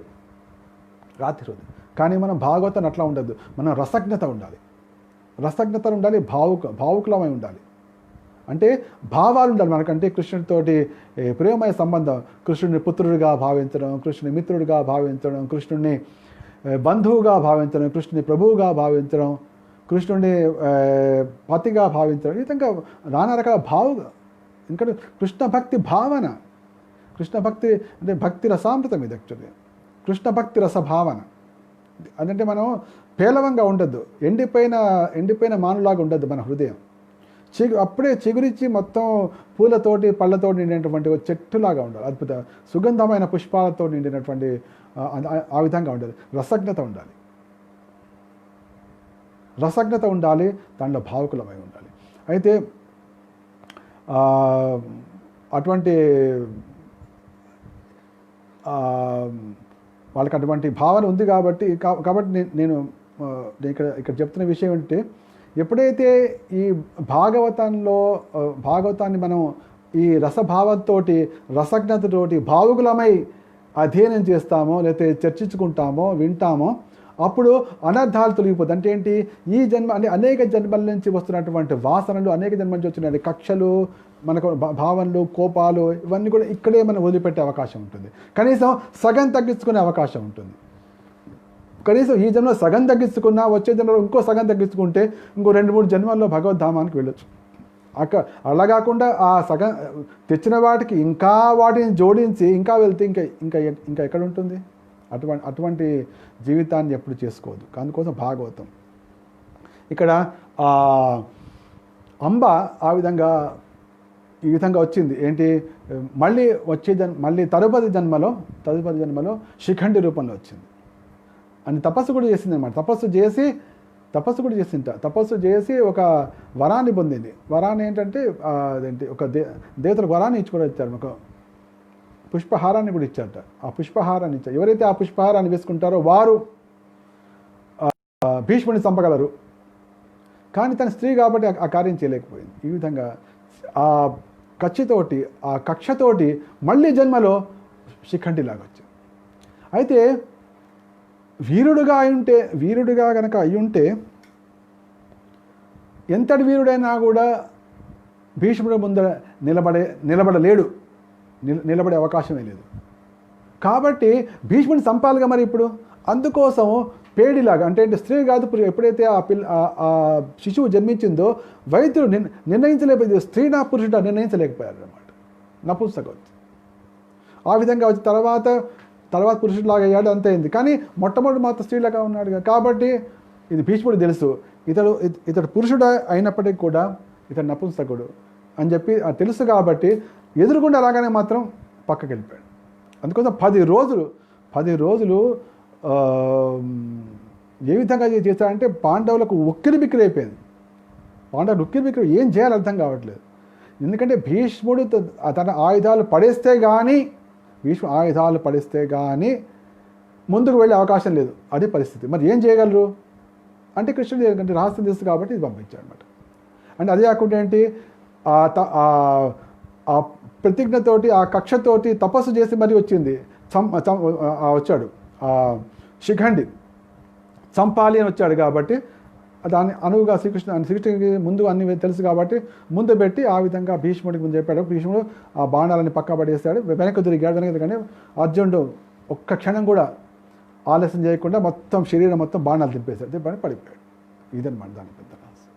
కాబట్టి భాగవతం ద్వారా మనం ఈ కక్షల నుంచి బయటపడాలి, అనర్థాల నుంచి బయటపడాలి. హృదయంలో మొత్తం ప్రేమ నిండాలి. ఎవరిని వ్యక్తి చూడగానే సుహృదం సర్వభూతానాం జ్ఞాత్వామాం శాంతిముచ్యతి. ఎందుకంటే మొత్తం శ్రీకృష్ణుడే సుహృత్తు అని తెలుసుకోవాలి. అదేవిధంగా దాంట్లో చెప్తున్నట్టు నిర్వైర సర్వభూతేషు, అంటే ఎవరి పట్ల వైరం ఉండకూడదు. నిర్వైర సర్వభూతేషు యస్తమామే. ఈ వైరం లేకుండా ఉండాలంటే ఒక చిన్న ఉపాయం కూడా ఉంది. మనకు అనిపిస్తుంది ఎవరైనా చూడగానే వాడు చేసే పనులు, ఆ వ్యక్తి చేస్తున్నటువంటి ఆలోచన కనిపిస్తుంటాయి. అనగానే వాడి గురించి ఏదో అనాలనిపిస్తుంది, లేదా వాడిని తిట్టాలనిపిస్తుంది, లేదా వాడి గురించి ఏదో చెప్పాలనిపిస్తుంది. ఈ విధంగా నడుస్తుంటుంది. అన్నప్పుడు ఏంటంటే వాడిని తిట్టే ముందర, ఆ వ్యక్తిని గురించి రకరకాల భావాలు అనుకునే ముందర నిశ్చయంగా ఆ వ్యక్తిలో కూడా కొన్ని మంచి గుణాలు ఉంటాయి. వాని వల్ల నీకు లాభం జరిగే ఉంటుంది. అయితే మొట్టమొదటి 1-2 మంచి మాట అని చెప్పి తర్వాత తిట్టు, దాంతో సగం వైరం పోతుంది. ఫంట్ ఏంటి, ఆ వ్యక్తి గురించి 10 నిమిషాలు మీరు చర్చించబోతున్నారు. ఉందనుకోండి, ఇప్పుడు ఫలానా వ్యక్తి గురించి మనం మాట్లాడబోతున్నాం, వాడిని తిట్టాలి, వాడు ఇంతటి ఘోరమైన పనులు చేస్తున్నాడు, కాబట్టి 10 నిమిషాలు వాడి గురించి మాట్లాడదామండి అనేటప్పుడు ఒక నిమిషం వాడి గురించి మంచి మాట మాట్లాడుకుంది. వాడి గురించి 1-2 నిమిషాలు మంచి మాటలు కనుక మాట్లాడితే ఆ 10 నిమిషాల ఏదైతే తిట్టే కార్యక్రమం అది 2 నిమిషాలకు వచ్చే అవకాశం ఉంటుంది. ఈ విధంగా కొద్ది కొద్దిగా ఆ వైరం నుంచి మనం బయటపడుతుంటాం. అంటే ఏదో ఒక ప్రయత్నం చేయాలి, ఏదో ప్రయత్నం చేస్తే కానీ ప్రయత్నం చేయకుండా ఉంటే మనస్సేమో నడిపిస్తుంది. ప్రయత్నం చేస్తున్నామంటే బుద్ధి ద్వారా మనం ఆలోచిస్తాం, ఆత్మచోదితమైన బుద్ధి ద్వారా మనం ఆలోచిస్తాం. అప్పుడే మనం అనర్థాల నుంచి బయటపడతాం. అటువంటి భావన ఎప్పుడు కలుగుతుంది, కలుగుతుంటే కేవలం శ్రీమద్ భాగవతాన్ని చదవడం ద్వారానే కలుగుతుంది. కేవలం భావం అంటే భీష్ముల వారు అంటే అంతటి. అందుకోసం కౌరవులేమో ఎప్పుడైతే మహాభారత యుద్ధం ప్రారంభమైందో దుర్యోధన మొట్టమొదటి చెప్పాడు, భీష్ముల వారు మన సేనాధిపతి, ఆయన అసలే వృద్ధుడు, కాబట్టి ఆయనకు రక్షణగా ఉండండి అందరూ. ఎందుకంటే ఇది మొత్తం విజయం అనేది, కౌరవుల యొక్క విజయం అనేది ఒకవేళ జరిగితే, విజయం కనుక లభిస్తే అది కేవలం భీష్ముల ద్వారానే లభిస్తుంది, భీష్ముల ద్వారా. కాబట్టి భీష్ముని రక్షించండి అని వాళ్ళు పెట్టారు. అయితే పాండవుల వైపు ఏంటి, శిఖండిని ఎట్టి పరిస్థితిలో కాపాడండి, ఎందుకంటే సమయాన్ని బట్టి వాడుకోవాలి. శిఖండి కనుక చచ్చిపోతే ఇక భీష్ముడిని నిలువరించే అవకాశం ఉంటుంది. కాబట్టి శిఖండికి కాపలాగా అర్జునుడు ఉన్నాడు. అక్కడ భీష్ముడి కోసం కాపలా ఉంటే ఇక్కడ శిఖండికి కాపలాగా అంటే ఆ శిఖండిని కాపాడుకుంటూ అంటే భీష్ముడు కనుక దేహం చాలిస్తే అప్పుడు పాండవులకు విజయ ద్వారం తెలుసుకుంటుంది. అప్పుడు అది తెలుసుకోదు, లేకపోతే అవకాశమే లేదు. ఎందుకంటే అది స్వచ్ఛంద మరణం, ఎవరు చంపుతారు, ఎవరు చంపలేరు. ఇదే పరిస్థితి. ఈ పరిస్థితిలో ఇక్కడేమో శిఖండికి అర్జునుడు కాపలాగా ఉన్నాడు, అక్కడ కౌరవులందరూ భీష్ముడి కాప. ఈ విధంగా నడిచింది. అంటే ఏంటి, వీళ్ళిద్దరి మీదే మొత్తం భారత యుద్ధం నిర్ణయించబడింది. ఆ విధంగా యుద్ధంలో పడిపోయినటువంటి చూడడానికి కోసం దేవర్షులు, బ్రహ్మర్షులు, రాజర్షులు వాడి యొక్క పట్టికనిస్తున్నాడు. పర్వతో నారదో ధౌమ్యో భగవాన్ బాదరాయణ బృహద్వశో భరద్వాజ సశిష్యో రేణుకాసుత వశిష్ఠ ఇంద్ర ప్రమదా స్థితో రుస్సమదోసిత గితోసిత కక్షీవాన్ గౌతమోశ్చ కౌశికోధ సుదర్శన. వీళ్ళందరూ కూడా రకరకాల పర్వతముని, నారదముని, ధౌమ్యుడు, భగవదవతారమైనటువంటి వ్యాసదేవుడు, బృహద్వశుడు, భరద్వాజుడు, శిష్యులతో సహా పరశురాముడు, వశిష్ఠుడు. అంటే ఇక్కడ ఏంటంటున్నాడు, ఓ నా శిష్యుడు, నేను ఆయనకు మంచి ఇది మొత్తం యుద్ధ విద్య నేర్పించాను, అటువంటి వ్యక్తి ఇప్పుడు పోవడా సిద్ధంగా ఉన్నాడని చెప్పి సాక్షాత్తుగా పరశురాముడు వచ్చాడు, శిష్యులతో పాటుగా వచ్చాడు. పరశురాముడు, వశిష్ఠుడు, ఇంద్రప్రమదుడు, త్రితుడు, గృత్సమదుడు, అసితుడు, కక్షీవాణుడు, గౌతముడు, అత్రి, కౌశికుడు, సుదర్శనుడు వంటి పలువురు ఋషులు అక్కడ ఉన్నారు. అక్కడ అందరూ వచ్చారు అక్కడ. ఇంకా వీళ్ళే కాకుండా ఇంకా వేరే వాళ్ళ కూడా దీని గురించి భక్తివేదాంత స్వామి ప్రభుపాదుల వారు చాలా డీటెయిల్గా రాశారు. పర్వతముని గురించి చాలా డీటెయిల్ రాస్తూ మనకు పర్వతముని గురించినటువంటి విషయం ఎక్కడ వస్తుందంటే, పర్వతముని, నారదముని ఇద్దరు కూడా ఫ్రెండ్స్ అనమాట. భక్తిలో మనం ఇంకొక విషయాన్ని గుర్తుపెట్టుకోవాలి. భక్తిలో ఇంకొక విషయం గుర్తుపెట్టుకోవాలంటే మనకు ఒక తోడు ఉండాలి. మనకు భక్తిలో ముందుకు వెళ్ళడానికి తోడనేవాడు చాలా అవసరం. కాబట్టి మనం కలిసి జపం చేసినా, కలిసి అధ్యయనం చేసినా, కలిసి నడిచినా, కలిసి ఉత్సవాల్లో పాల్గొన్నా, మనలో అంటే ఏంటి, మనకు ప్రాణంతో సమానంగా, అంటే ఎటువంటి కపటం లేకుండా, ఎటువంటి కుచితమైన భావాన్ని లేకుండా ఉండే ఒక్క వ్యక్తి, ఒక్క భక్తుడినా చాలు, మన జీవితం చాలా అద్భుతంగా జరుగుతుంది. అంటే ఏంటి, మనం ఏదైనా మనకు సంశయం రాగానే తక్కని ఫోన్ ఎత్తి ఎటువంటి సంశయం, ఈ విషయం చెప్పొద్దా అనే సంశయం లేకుండా చెప్పగలిగే వ్యక్తి కావాలి. దాని దదాతి ప్రతిగుణాతి గుహ్యమఖ్యాతి పృచ్చతి. అంటే రహస్యమైన విషయాలు కూడా మనం ఎటువంటి సంకోచం లేకుండా చెప్పగలిగే ఒక వ్యక్తి మనకు కావాలి. అటువంటి వ్యక్తి కనుక మనకు జీవితంలో లభిస్తే భక్తి చాలా అద్భుతంగా ముందుకెళ్తుంది. అటువంటి వ్యక్తి కోసం మనం తాపత్రయపడాలి. అంటే ఎప్పుడైతే మన రహస్యాలు వాళ్ళు చెప్పగలం అన్నటువంటి ఉన్నాడు, అంటే ఏంటి, మనకు ప్రాణ సమానుడు. అంటే మనకు ముఖ్యంగా ఈ పర్వతముని, నారదముని ఆ విధంగా ఉండేవాడు. నారదముని, పర్వతముని అక్కడ వీళ్ళిద్దరి కథ మనకు మృగారి కథలో కూడా కనిపిస్తుంది. మొట్టమొదటి నారదముని వచ్చినా కూడా తర్వాత మాత్రం రెండోసారి వెళ్ళినప్పుడు మాత్రం తన మిత్రులైనటువంటి పర్వతముని కూడా తీసుకెళ్ళాడు. ఇద్దరికి, పర్వతముని, నారదముని. వీళ్ళిద్దరు కూడా అంతరిక్షంలో ఎటువంటి వాహనాల యొక్క సహకారం లేకుండా అంతరిక్షంలో, అంటే వ్యోమగాములు లాంటి వాళ్ళు అనమాట వీళ్ళు. అందుకోసం వీళ్ళు దేవర్షులు అంటే ఏంటి, వీళ్ళు దేవతలతో సమానం. దేవతలు కానీ దేవతలలో ఋషులు అనమాట వీళ్ళు. అంటే ఏంటి, అక్కడ భీష్ముల వారు చూడడానికి నానా లోకాల నుంచి కూడా వచ్చారు. నానా లోకాల నుంచి, నానా ప్రాంతాల నుంచి, నానా రాజ్యాల నుంచి. ఎందుకంటే ఇది కొత్త రకమైనటువంటి మరణం. ఇటువంటి పరిస్థితి ఎవరు చూడలేదు. అది కూడా అంటే ఏంటి, అది ఎటువంటి వ్యక్తి అంటే తనకు స్వచ్ఛంద మరణం, ఎప్పుడు కావాలంటే అప్పుడు తన ప్రాణం పోయేటువంటి వ్యక్తి గల. ఓహో, ఎంత అద్భుతం! ఇది చాలా అద్భుతంగా ఉంది అని చూడడానికి వచ్చారనమాట. ఇక్కడ నారదుల వారు మిత్రుడు అనమాట. దీన్ని రాస్తూ అంటే వీళ్ళు ఎప్పుడు ఖాళీగా మాట్లాడుకుంటూ పోరు. వాళ్ళు ఎప్పుడు గానం చేస్తుంటారు. ఎప్పుడైనా ఆకాశంలో వాళ్ళు వెళ్తున్నప్పుడు నారదుడు తర్వాత పర్వతముని గానం చేస్తుంటారు, కృష్ణ కథ గానం చేస్తుంటారు. కాబట్టి వీళ్ళని గాన గంధర్వులు కూడా అంటుంటారు. వీళ్ళు ఈ విధంగా రాస్తూ ప్రభుపాద వారు ఈ పర్వతముని ఒక్కోసారి నారదుడితో పాటు ఇంద్రుడి యొక్క సభకు వెళ్ళడం, ఇంద్రుడిని చూడడం, దేవతలు కూడా ఆయన చూడడం, ఇది రకరకాలుగా చేస్తుండేవాళ్ళు. అయితే ఒకసారి ఆయన ఈ పర్వతముని కుబేరుడి స్థానానికి కూడా వెళ్ళారు అని చెప్పి భక్తివేదాంత భాష్యాలు రాస్తున్నారు. తర్వాత నారదముని వచ్చారు. నెక్స్ట్ నారదముని, పర్వతముని ఇద్దరు మనం అనుకుంటాం ఫ్రెండ్స్. ఇక నారదముని లేని భాగవతమే లేదు. నారదముని లేని భాగవతం, మహాభక్తుల పేర్లు చెప్పాలంటే ప్రహ్లాద, నారద, పరాశర, పుండరీక, వ్యాస, అంబరీష అట్లా పేర్లు వస్తుంటాయి అనమాట. అయితే ఇక్కడ ప్రహ్లాదుడికి, ధ్రువుడికి ఇద్దరు కూడా బాలభక్తులు ఇద్దరు ఉన్నారు. ఇద్దరు బాలభక్తులకు కూడా ఇది మంత్రోపదేశం చేసింది ఎవరు? మంత్రోపదేశం చేసిన సాక్షాత్తుగా నారదుల వారి. ముఖ్యంగా భాగవతాన్ని రావడానికి కారణం ఎవరు? భాగవతాన్ని రావడానికి వ్యాసుల వారికి ప్రేరణ కూర్చింది ఎవరు? నారదముని. ఈ విధంగా మన మన మనకున్నటువంటి గురు పరంపరలో నారదమునికి సముచితమైనటువంటి స్థానం ఉంది. తర్వాత ఈయన నారదుల వారు ఎటువంటి అంటే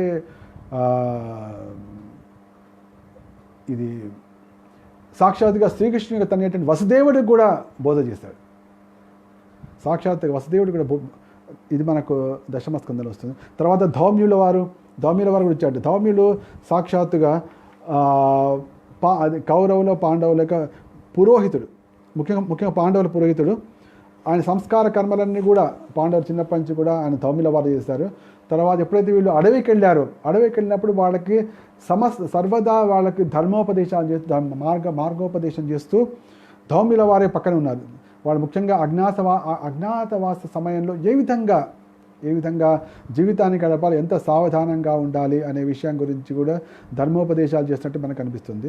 నెక్స్ట్ భగవదావతారమైన వ్యాసుల వారు కూడా వచ్చారు అక్కడ భీష్ముల వారిని చూడడం కోసం. ఈ వ్యాసుల వారి గురించి మనం చాలాసార్లు చర్చించాం. ఆయన పేరు కృష్ణ ద్వైపాయనుడు, సత్యవతీసుతుడు, పారాశరుడు, పరాశరాత్మజుడు, బాధరాయుడు, వేదవ్యాసుడు, ఈ విధంగా నానా ప్రకార నామాలు ఉన్నాయి. ఈ మహాభారతాన్ని కూడా ఆయన రాశారు. మహాభారతం ఎప్పుడు రాశారు అని అంటే కురుక్షేత్ర యుద్ధం జరిగిపోయిన తర్వాత మహాభారతం రాయడం జరిగింది అని దాన్ని చెప్పడం జరిగింది అన్నమాట. అయితే ఈ మహాభారత రచన జరిగిన తర్వాత ఇది పరీక్ష మహారాజు తనయుడు అంటే జనమేజయుడి ఆస్థానంలో దీన్ని చెప్పడం జరిగింది. ఈ మహాభారతాన్ని మొట్టమొదటిగా ప్రవచించడం జరిగింది. అయితే వ్యాసుల వారి వల్లనే ఈ భరత వంశం కూడా వృద్ధి చెందింది. తర్వాత దానిలో ధృతరాష్ట్రుడు, పాండురాజు, విదురుడు వీరందరూ కూడా రావడం. తర్వాత నిన్ననే మనకు యత్పాదపల్ధాయకుంభ ద్వంద్వే ప్రణామ సమయేశ గణాధిరాజ విఘ్నాన్ వివంశ నమస్త జగత్రయస్య గోవిందమాది పురుషం తమహం భజామి. భగవద్గీత నిక్షిప్తమైనటువంటి మహాభారతాన్ని రచించింది కూడా వ్యాసుల వారే. అయితే వ్యాసుల వారిని అంటే నేను ఇట్లా చెప్తూ ఉంటాను, మరి దానికి రాసేయడానికి మంచి పట్టున్న వ్యక్తి కావాలి. అంటే విఘ్నేశ్వరుడు వచ్చా. విఘ్నేశ్వరుడు అయితే విఘ్నేశ్వరుడు ఒక షరతు పెట్టాడు. ఏమిటంటే ఆగకుండా చెప్పాలి. మధ్యలో ఆగిందంటే నేను మాత్రం పనిచేయను. ఆగకుండా నిరాటంకంగా చెప్పాలి అంటే ఓకే, వ్యాసులో సరే అని చెప్పాడు. అందుకోసం కొన్నిసార్లు ఏంటంటే చాలా చిక్కువైన శ్లోకాలు చెప్పడం, చిక్కువైన పదాలు చెప్పడం. కాబట్టి దాన్ని కొద్దిగా ఆలోచించే లోపల ఆయనకు మళ్ళీ ఆలోచించారు అనమాట. అందుకోసం విఘ్నేశ్వర్ కొద్దిగా ఆలోచించి రాసే లోపల ఆ విధంగా కొన్ని కాంప్లికేటెడ్ శ్లోకాలు, కాంప్లికేటెడ్ పదజాలం ఈ విధంగా చేస్తూ మొత్తానికి ఆ మహాభారత రచన జరిగింది. ఆ మహాభారతంలో మహాభారతం మనకు ఎందుకు ప్రియం అంటే దానిలో భగవద్గీత ఉంది. కాబట్టి భగవద్గీత రచించింది ఎవరు? గణేశుడు. కాబట్టి ఈ విధంగా మనకు కూడా గణేశుడు చాలా వందనీయుడు. ఎందుకంటే ఆయన రాశాడు కాబట్టి మనకు భగవద్గీత వచ్చింది.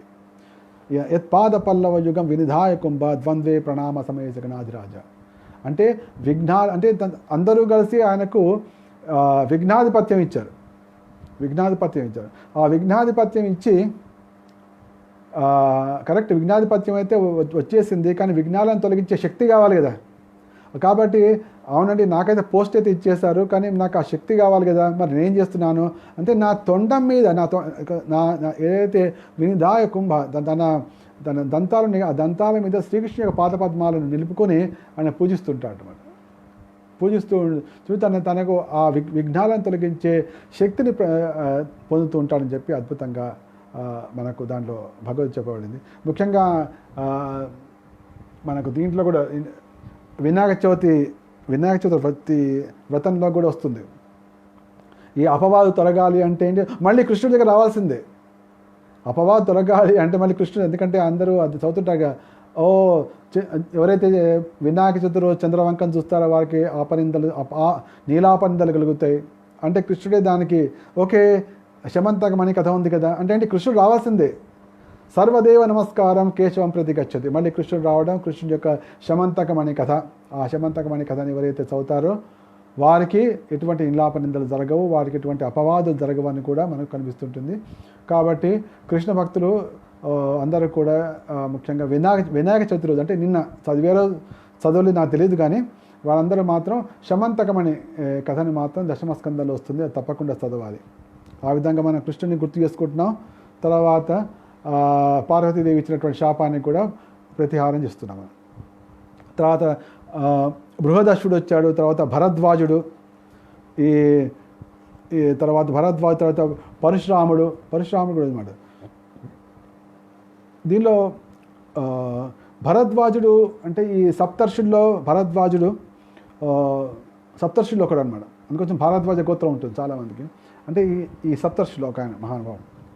ఆ సప్తర్షులు అటువంటి భరద్వాజే అర్జునుడి జన్మోత్సవ సమయంలో, అర్జునుడు ఎప్పుడైతే ఇంద్రుడికి కుంతిదేవి గర్భాన్ని జన్మించాడో అప్పుడు ఆ జన్మ సమయంలో ఆయన ఉన్నాడు, ఉపస్థితి ఉన్నాడు.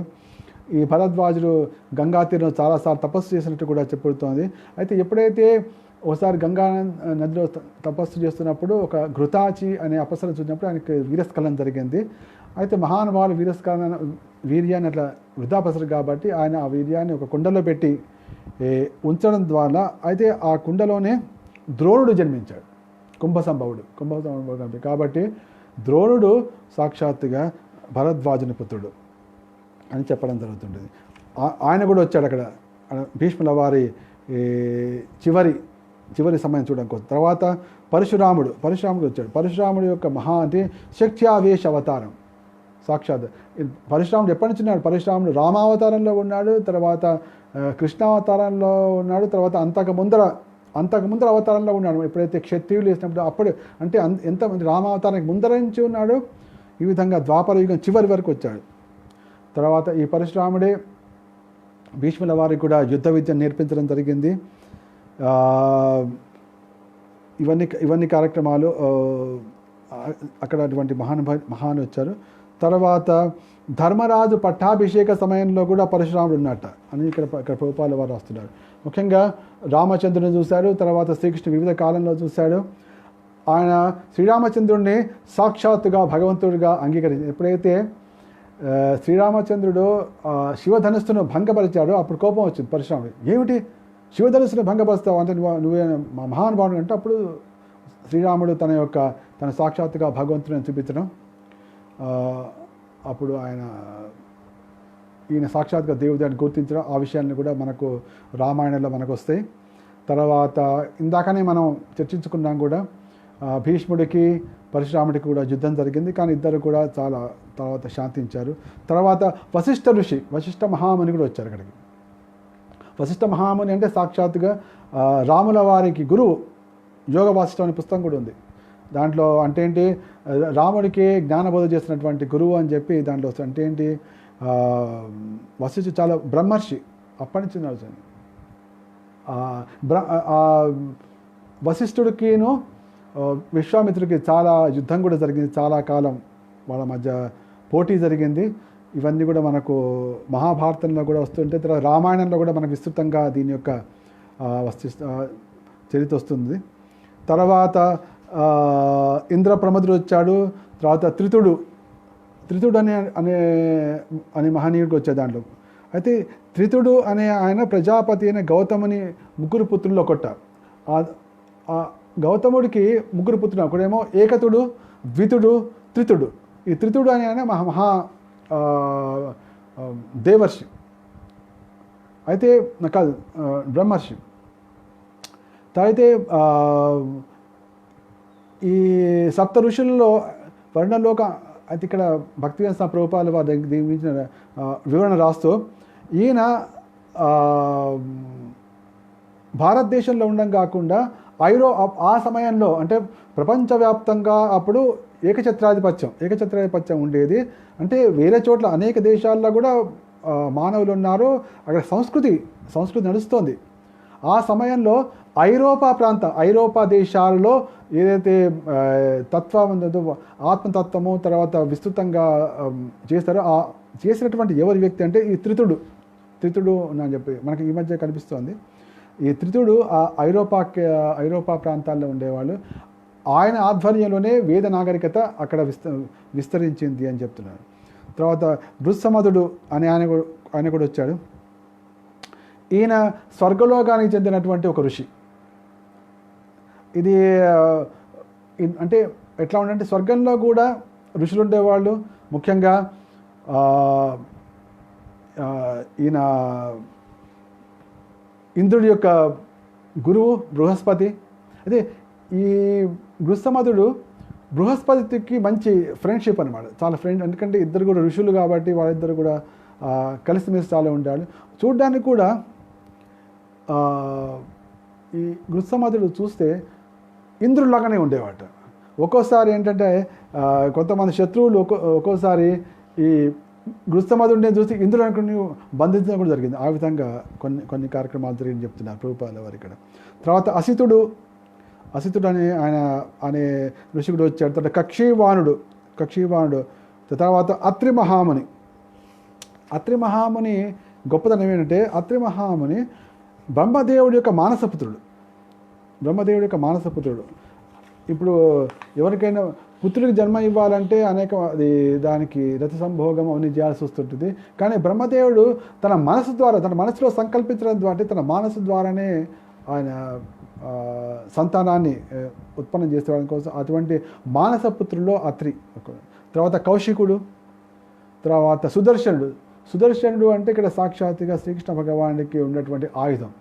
అందుకోసం మనం చక్రధర ఆళ్వార్ అంటే ఆయన కూడా మహాభక్తుడు అనమాట.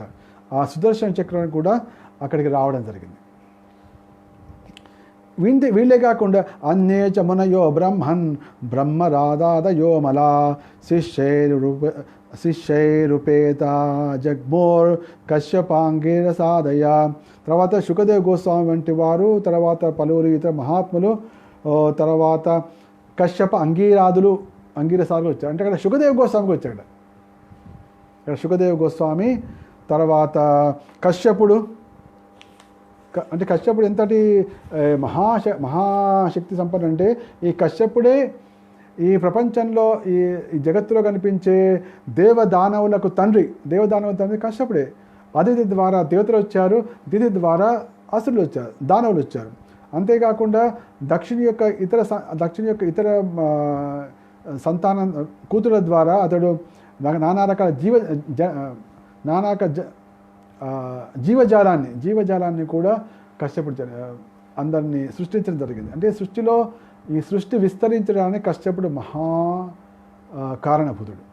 అందుకోసమే ఎప్పుడైతే పరశురాముడు 21 సార్లు భూమిని మొత్తం ప్రదక్షిణ చేసి రాజులందరినీ చంపిన తర్వాత అందరి నుంచి రాజ్యాన్ని తీసుకున్నాడు. రాజ్యాన్ని మొత్తం ఆయనది అయిపోయింది, అంటే భగవంతుడిది అయిపోయింది. ఈశావాస్యమిదం సర్వం అంటే ఏంటి? థియరిటికల్గానే కాకుండా ప్రాక్టికల్గా కూడా అందరు రాజులందరినీ నశింపజేసి తానే తీసుకున్నాడు అనమాట. అది కానీ ఆయన బ్రాహ్మణ కులంలో వచ్చాడు కాబట్టి ఆ రాజ్యాన్ని తీసుకోవడం అతనికి ఇష్టం లేదు. అందుకోసం ఎవరికి చేశాడు? అవన్నీ మొత్తం దాన్ని తీసుకున్నటువంటి జగత్తులో ఉన్నటువంటి రాజ్యాన్ని మొత్తం తీసుకొని కశ్యపుడికి దానం చేశాడు. చూడండి, అంతటి అద్భుతం అనమాట. అంటే దాని బ్రాహ్మణుడు కాబట్టి తనకు అక్కర్లేదు, కానీ అందరికీ బుద్ధి చెప్పడం కోసం వాళ్ళు నశింపజేసి వాళ్ళ యొక్క మదాన్ని అణిచాడు. కానీ మొత్తాన్ని కశ్యపుడికి ఇక్కడ స్పష్టంగా జరిగింది. అప్పుడు భూమండలాన్ని బహుమతిగా ఇచ్చేసాడు. భూమండలాన్ని ఇచ్చిన తర్వాత కశ్యపుడు అన్నాడు, నాయనా నువ్వు ఇక్కడి నుంచి వెళ్ళిపో, ఎందుకంటే అని చివరికి ఆజ్ఞాపించడం కూడా జరిగింది. దాని తర్వాత ఈ విధంగా అయితే అందరూ వచ్చారు. రాగానే భీష్ముల వారు అక్కడ ఏముంది? తను అందరినీ పూజించలేడు, తను అందరితోటి నమస్కారం చేయలేడు, కాళ్ళు కడగలేడు. కాబట్టి తాన్ సమేతాన్ మహాభాగా ఉపలభ్య వసోత్తమ పూజయామాస ధర్మజ్ఞో దేశకాల విభాగవేత్ పూజయామాస ధర్మజ్ఞో దేశకాల విభాగవిత్. ఇది చాలా అద్భుతమైన విషయం.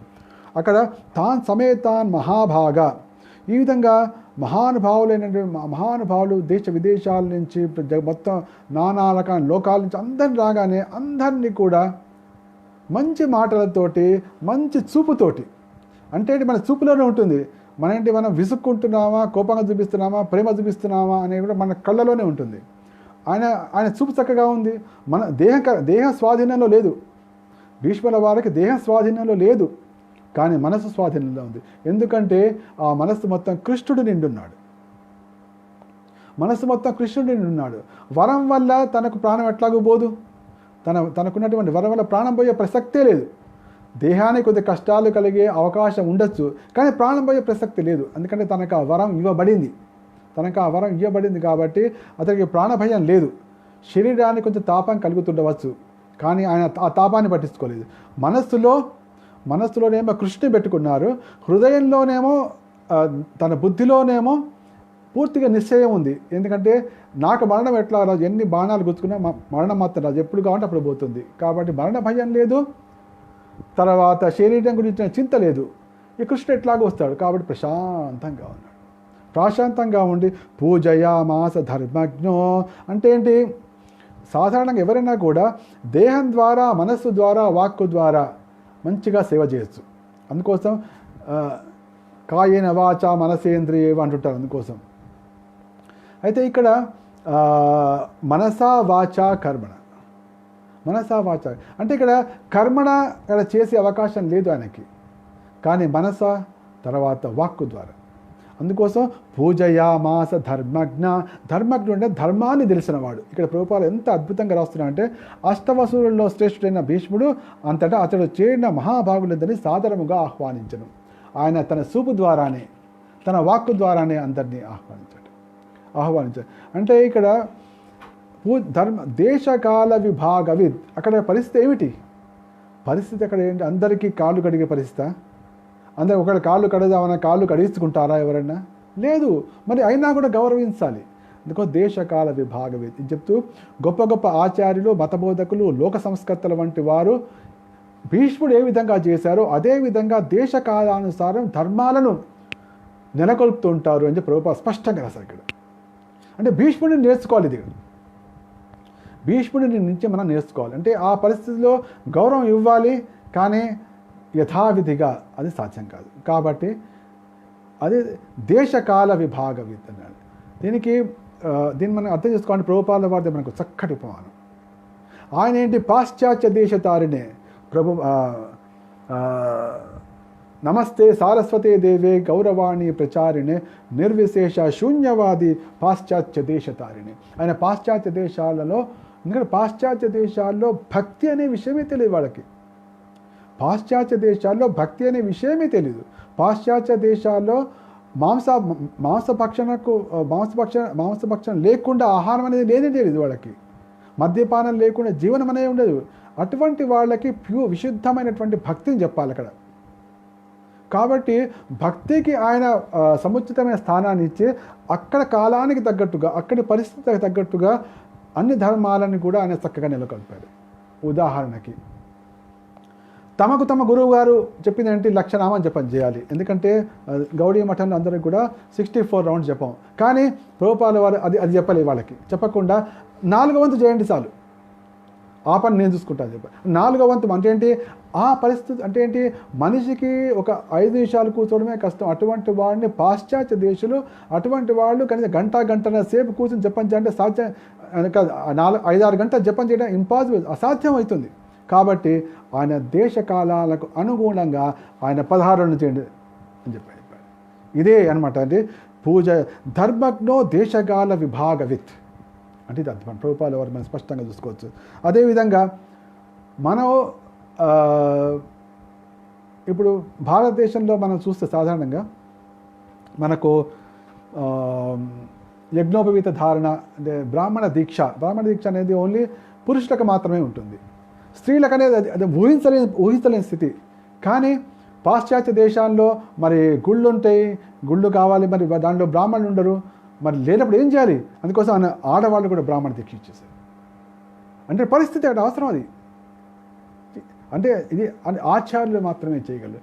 అందుకోసం గొప్ప గొప్ప ఆచార్యులు అంటే ఏంటి, ఈ కార్యాలు చేయకముందు రాస్తారు ప్రభుపాదుల వారు. ఇది అంటే ఏంటి, అమెరికాకు వెళ్ళకముందు రాస్తూ గొప్ప గొప్ప ఆచార్యులు, మతబోధకులు, లోక సంస్కర్తల వంటి వారు ఈ రీతిగానే దేశ కాలానుసారం ధర్మ నియమాలను అమలుపరుస్తూ తమ కార్యాలను నెరవేర్చి ఉండిరి. అంటే ఆయన తెలుసు ఏం చేయబోతున్నాను ఆయన మొట్టమొదటి తెలుసు, ఆ విధంగా చేస్తూ వచ్చారు. తర్వాత సన్యాసులు ఉన్నారనుకోండి. సన్యాసులు ఏంటి, సంసారానికి దూరం వాళ్ళు. అటువంటి అంటే దాంపత్యము, సంసారాలు, వివాహాలు వాటన్నిటి దూరం. కానీ దానికి కంప్లీట్గా విరుద్ధంగా, దానికి సంపూర్ణంగా విరుద్ధంగా స్వయంగా తానే అందరి పెళ్ళిళ్ళు చేశాడు ఆయన. చూసారు అంటే అక్కడ అది అవసరం. అక్కడ ఆ దేశాల్లో ఆ కాలం అంటే వాళ్ళకి అక్రమ స్త్రీ పురుష సంబంధంలో కొట్టుకుపోతుంటారు కాబట్టి వాళ్ళని కాపాడడం కోసం ఆయన తన సన్యాసి అయినప్పటికీ కూడా ఆయన వివాహాలు చేయించారు. అంటే ఏంటి, దేశకాల విభాగవిత్ అంటే ఇది. ఈ విషయాన్ని మొట్టమొదటి రాస్తారు. తర్వాత శ్రీ విగ్రహారాధన, తర్వాత శ్రీ విగ్రహ ప్రతిష్టాపన. శ్రీ విగ్రహం ఇప్పుడు మన భారతదేశంలో శ్రీ విగ్రహ ప్రతిష్ట అంటే పెద్ద కార్యక్రమం. దానికి యజ్ఞాలు చేసి, అది చేసి, దానాలు చేసి, అది చేసి. చూడండి ఆయన శ్రీల ప్రభుపాదుల వారు పెట్టినటువంటి శ్రీ విగ్రహ ప్రతిష్ట ఎంత సులభం. తీసుకెళ్ళి ఆల్టర్ మీద పెట్టడం, హరే కృష్ణ హారతి ఇవ్వడం, అయిపోయింది, ఫినిష్. యజ్ఞం లేదు, ఏం లేదు. కొన్ని చోట్ల ఏం చేస్తారంటే అక్కడ ఒక గిన్నెలో రాధాకృష్ణులు పెట్టి పాలతో అభిషేకం చేయడం, చూడడం, మంచి బట్ట వేయడం, కూర్చోబెట్టడం, అభిషేకం అయిపోయింది.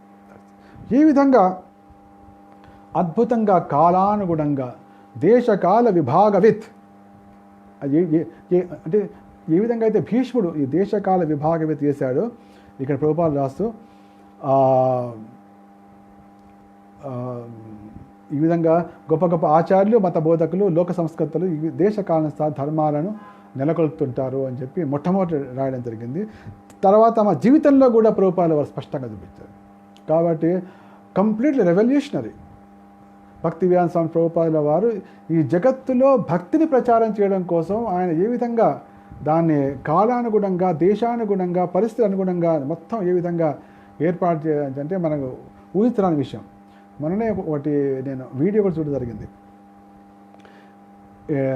ఇప్పుడు మనకు ప్రపంచవ్యాప్తంగా మనకు కనిపిస్తున్నటువంటి మతాలు, ఇప్పుడు క్రిస్టియానిటీ కానీ, తర్వాత ముస్లిం మతం కానీ, అది చాలా విస్తృతంగా వ్యాపించి ఉంది.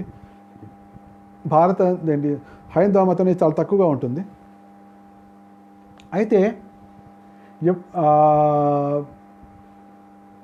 అత్యంత పురాతనమైనటువంటి మతం అయితే ఉందో అది హైందవ మతంగా ఇప్పుడు అందరూ చరిత్రకారులు కూడా వాళ్ళు అంగీకరిస్తున్నారు. మన వేదాలు అదే చెప్తున్నాయి, అది వేరే విషయం.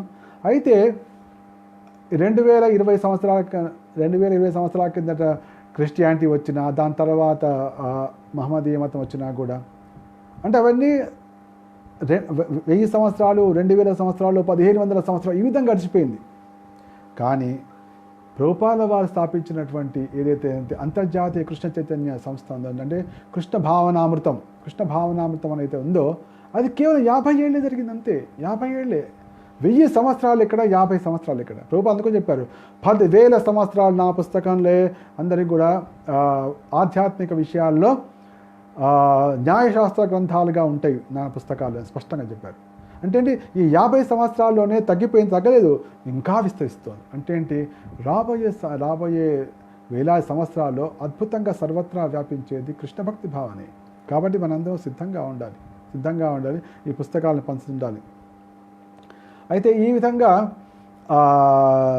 భీష్ముల వారు ఆ సమయానికి తగ్గట్టుగా అందరికి చేస్తారు. చేసిన తర్వాత కృష్ణం చ తత్ప్రభావజ్ఞ ఆసీనం జగదీశ్వరం సుస్థితం పూజయామాస మాయయోపాత విగ్రహం. తర్వాత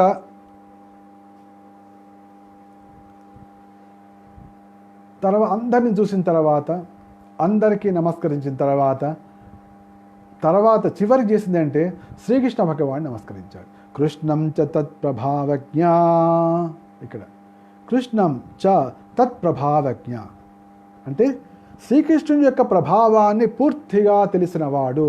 ప్రభావజ్ఞ ప్రభాజ్ఞ అంటే అతని యొక్క ప్రభావాలు, తన యొక్క వైభవాలను పూర్తిగా తెలిసినటువంటి వాడు ఎవరు? భీష్ముడు.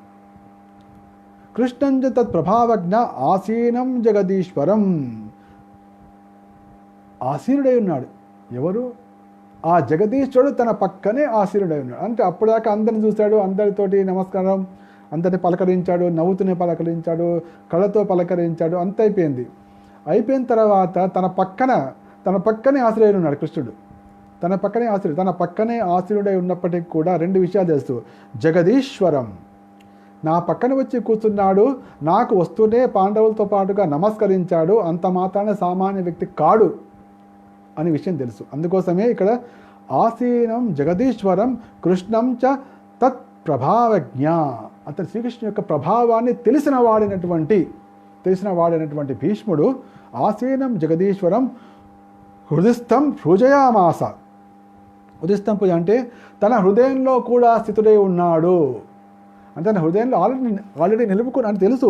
సాక్షాత్తుగా ఇతడే పరమాత్మ రూపంలో నా హృదయంలో ఆసీనుడై ఉన్నాడని కూడా తెలుసు. కానీ హృదయంలో కూడా నిలుపుకుని ఉన్నాడు. హృదయస్థం పూజయామాస మాయయోపాత్త విగ్రహం. కానీ మాయా రూపముని ప్రకటిస్తూ ఇక్కడ నా పక్కన కూర్చున్నాడు అనే సంగతి తెలుసు. అంటే ఏంటి?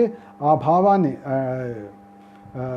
అంటే కపట మానుష విగ్రహం, లీలా కపట అందుకోసం వాళ్ళు సనకాదృష్టి కూడా అందుకు ఫస్ట్ అడిగారు, ఏ విధంగా అయితే కృతవాకిల కర్మాణి సహ రామేణ కేశవ అతిమర్త్యాన్ని భగవాన్ గూఢ కపట మానుష. అంటే కపటం అని చూస్తే మానవుడిలాగా, సామాన్యులకు మానవుడిలాగా అనిపిస్తాడు, కానీ కపట మానవుడు, గూఢ కపట మానుష. ఆ కపట మానవ రూపం అంటే మానవ రూపంలో ఉన్నాడు, కానీ నా పక్కనే ఉన్నాడు, కపట మానవ రూపంలో ఉన్న పాండవులతో పాటు వచ్చి నాకు నమస్కరించాడు. అంత మాత్రం నాకు తెలియకుండా పోతుందా? కాదు, నాకు తెలిసేవాడు. ఈయన జగదీశ్వరం, ఇతడు జగదీశ్వరుడు నా హృదయంలో ఉన్నాడు. తర్వాత అతని యొక్క ప్రభావాన్ని నాకు తెలిసినవాడు అని చెప్పి తన హృదయంలోనే పూర్తిగా నమస్కరించి తగిన రీతిగా వర్ణించాడు. అంటే కృష్ణుడు తెలుసు, ఇప్పుడు కృష్ణుడు సాక్షాత్తుగా హృదయంలో ఉన్నటువంటి పరమాత్ముడు కాబట్టి ఆ సమయంలో భీష్ముల వారి హృదయంలో ఏముంది అంటే అతడు ఎటువంటి భావనలో ఉంది అనే విషయం కృష్ణుడి బాధ తెలుసు. ఎందుకంటే గోలోక ఏవ నివసత్య కిలాత్మభూతో గోవిందమాది పురుషం తమహం భజామి. అంటే ఏంటి? శ్రీకృష్ణుడు ఇదే సమయంలో గోలోకంలో కూడా ఉంటాడు, తర్వాత అందరి హృదయాల్లో కూడా పరమాత్మ రూపంలో ఉంటాడు. అంతేకాకుండా అణువులో అండాంతరస్థ పరమాణుచయాంతరస్థం అన్నింటిలో కూడా ఉంటాడు.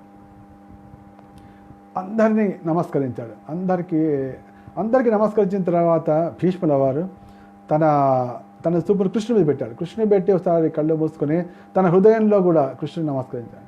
నమస్కరించిన తర్వాత అప్పుడు ఏం చేశాడు? తర్వాత తన మనుమళ్ళైన పాండవులను చూస్తాడు, ముఖ్యంగా ధర్మరాజు. ఎందుకంటే ధర్మరాజు అక్కడ వచ్చి కూర్చున్నాడు. పాండుపుత్రానుపాసీనాన్ భ్రష్టయా ప్రేమ సంగతాన్ అభ్యాచష్టానురాగైశ్రే అందే భూతేన చక్షుషా. అయితే అందరూ కూడా అంటే ధర్మరాజు ముఖ్యంగా చాలా సిగ్గుతోటి, చాలా చింతతోటి, దుఃఖంతో అంటే వాళ్ళకి ఒక రకమైనటువంటి భావన, అయ్యో మా తాతగారిని మేము చంపామే అనేటువంటి ఒక భావన, ఒక రకమైనటువంటి వాళ్ళు పీడిస్తారు అనమాట. అందుకోసం అందరు తలదించుకుని కూర్చున్నారు. వాళ్ళ తలదించుకుని కూర్చునేటప్పటికీ భీష్ముల వారు చూడగానే ఒక రకమైన ప్రేమ అనురాగ విహ్వలుడయ్యాడు. అంటే ప్రేమ ఉప్పొంగింది దానికి. నా వాళ్ళు, నేను ఈ పిల్లలందరినీ నేనేగా పెంచి పెద్ద చేసి వీళ్ళు విద్య నేర్పించి ఇన్ని చేశాం కదా, వాళ్ళు ఇంత పెద్దవాళ్ళు అయ్యారు, ఇంత ధర్మ స్థాపన చేశారు, కానీ వీళ్ళు ఇప్పుడు బాధపడుతున్నారు అని ఒక రకమైనటువంటి అభ్యాచాష్టానురాగశ్రై అంట. అనురాగంతో కూడిన అశ్రువులు ఆయన కళ్ళలో నిండిపోయినట్టు ఆ క్షణంలో.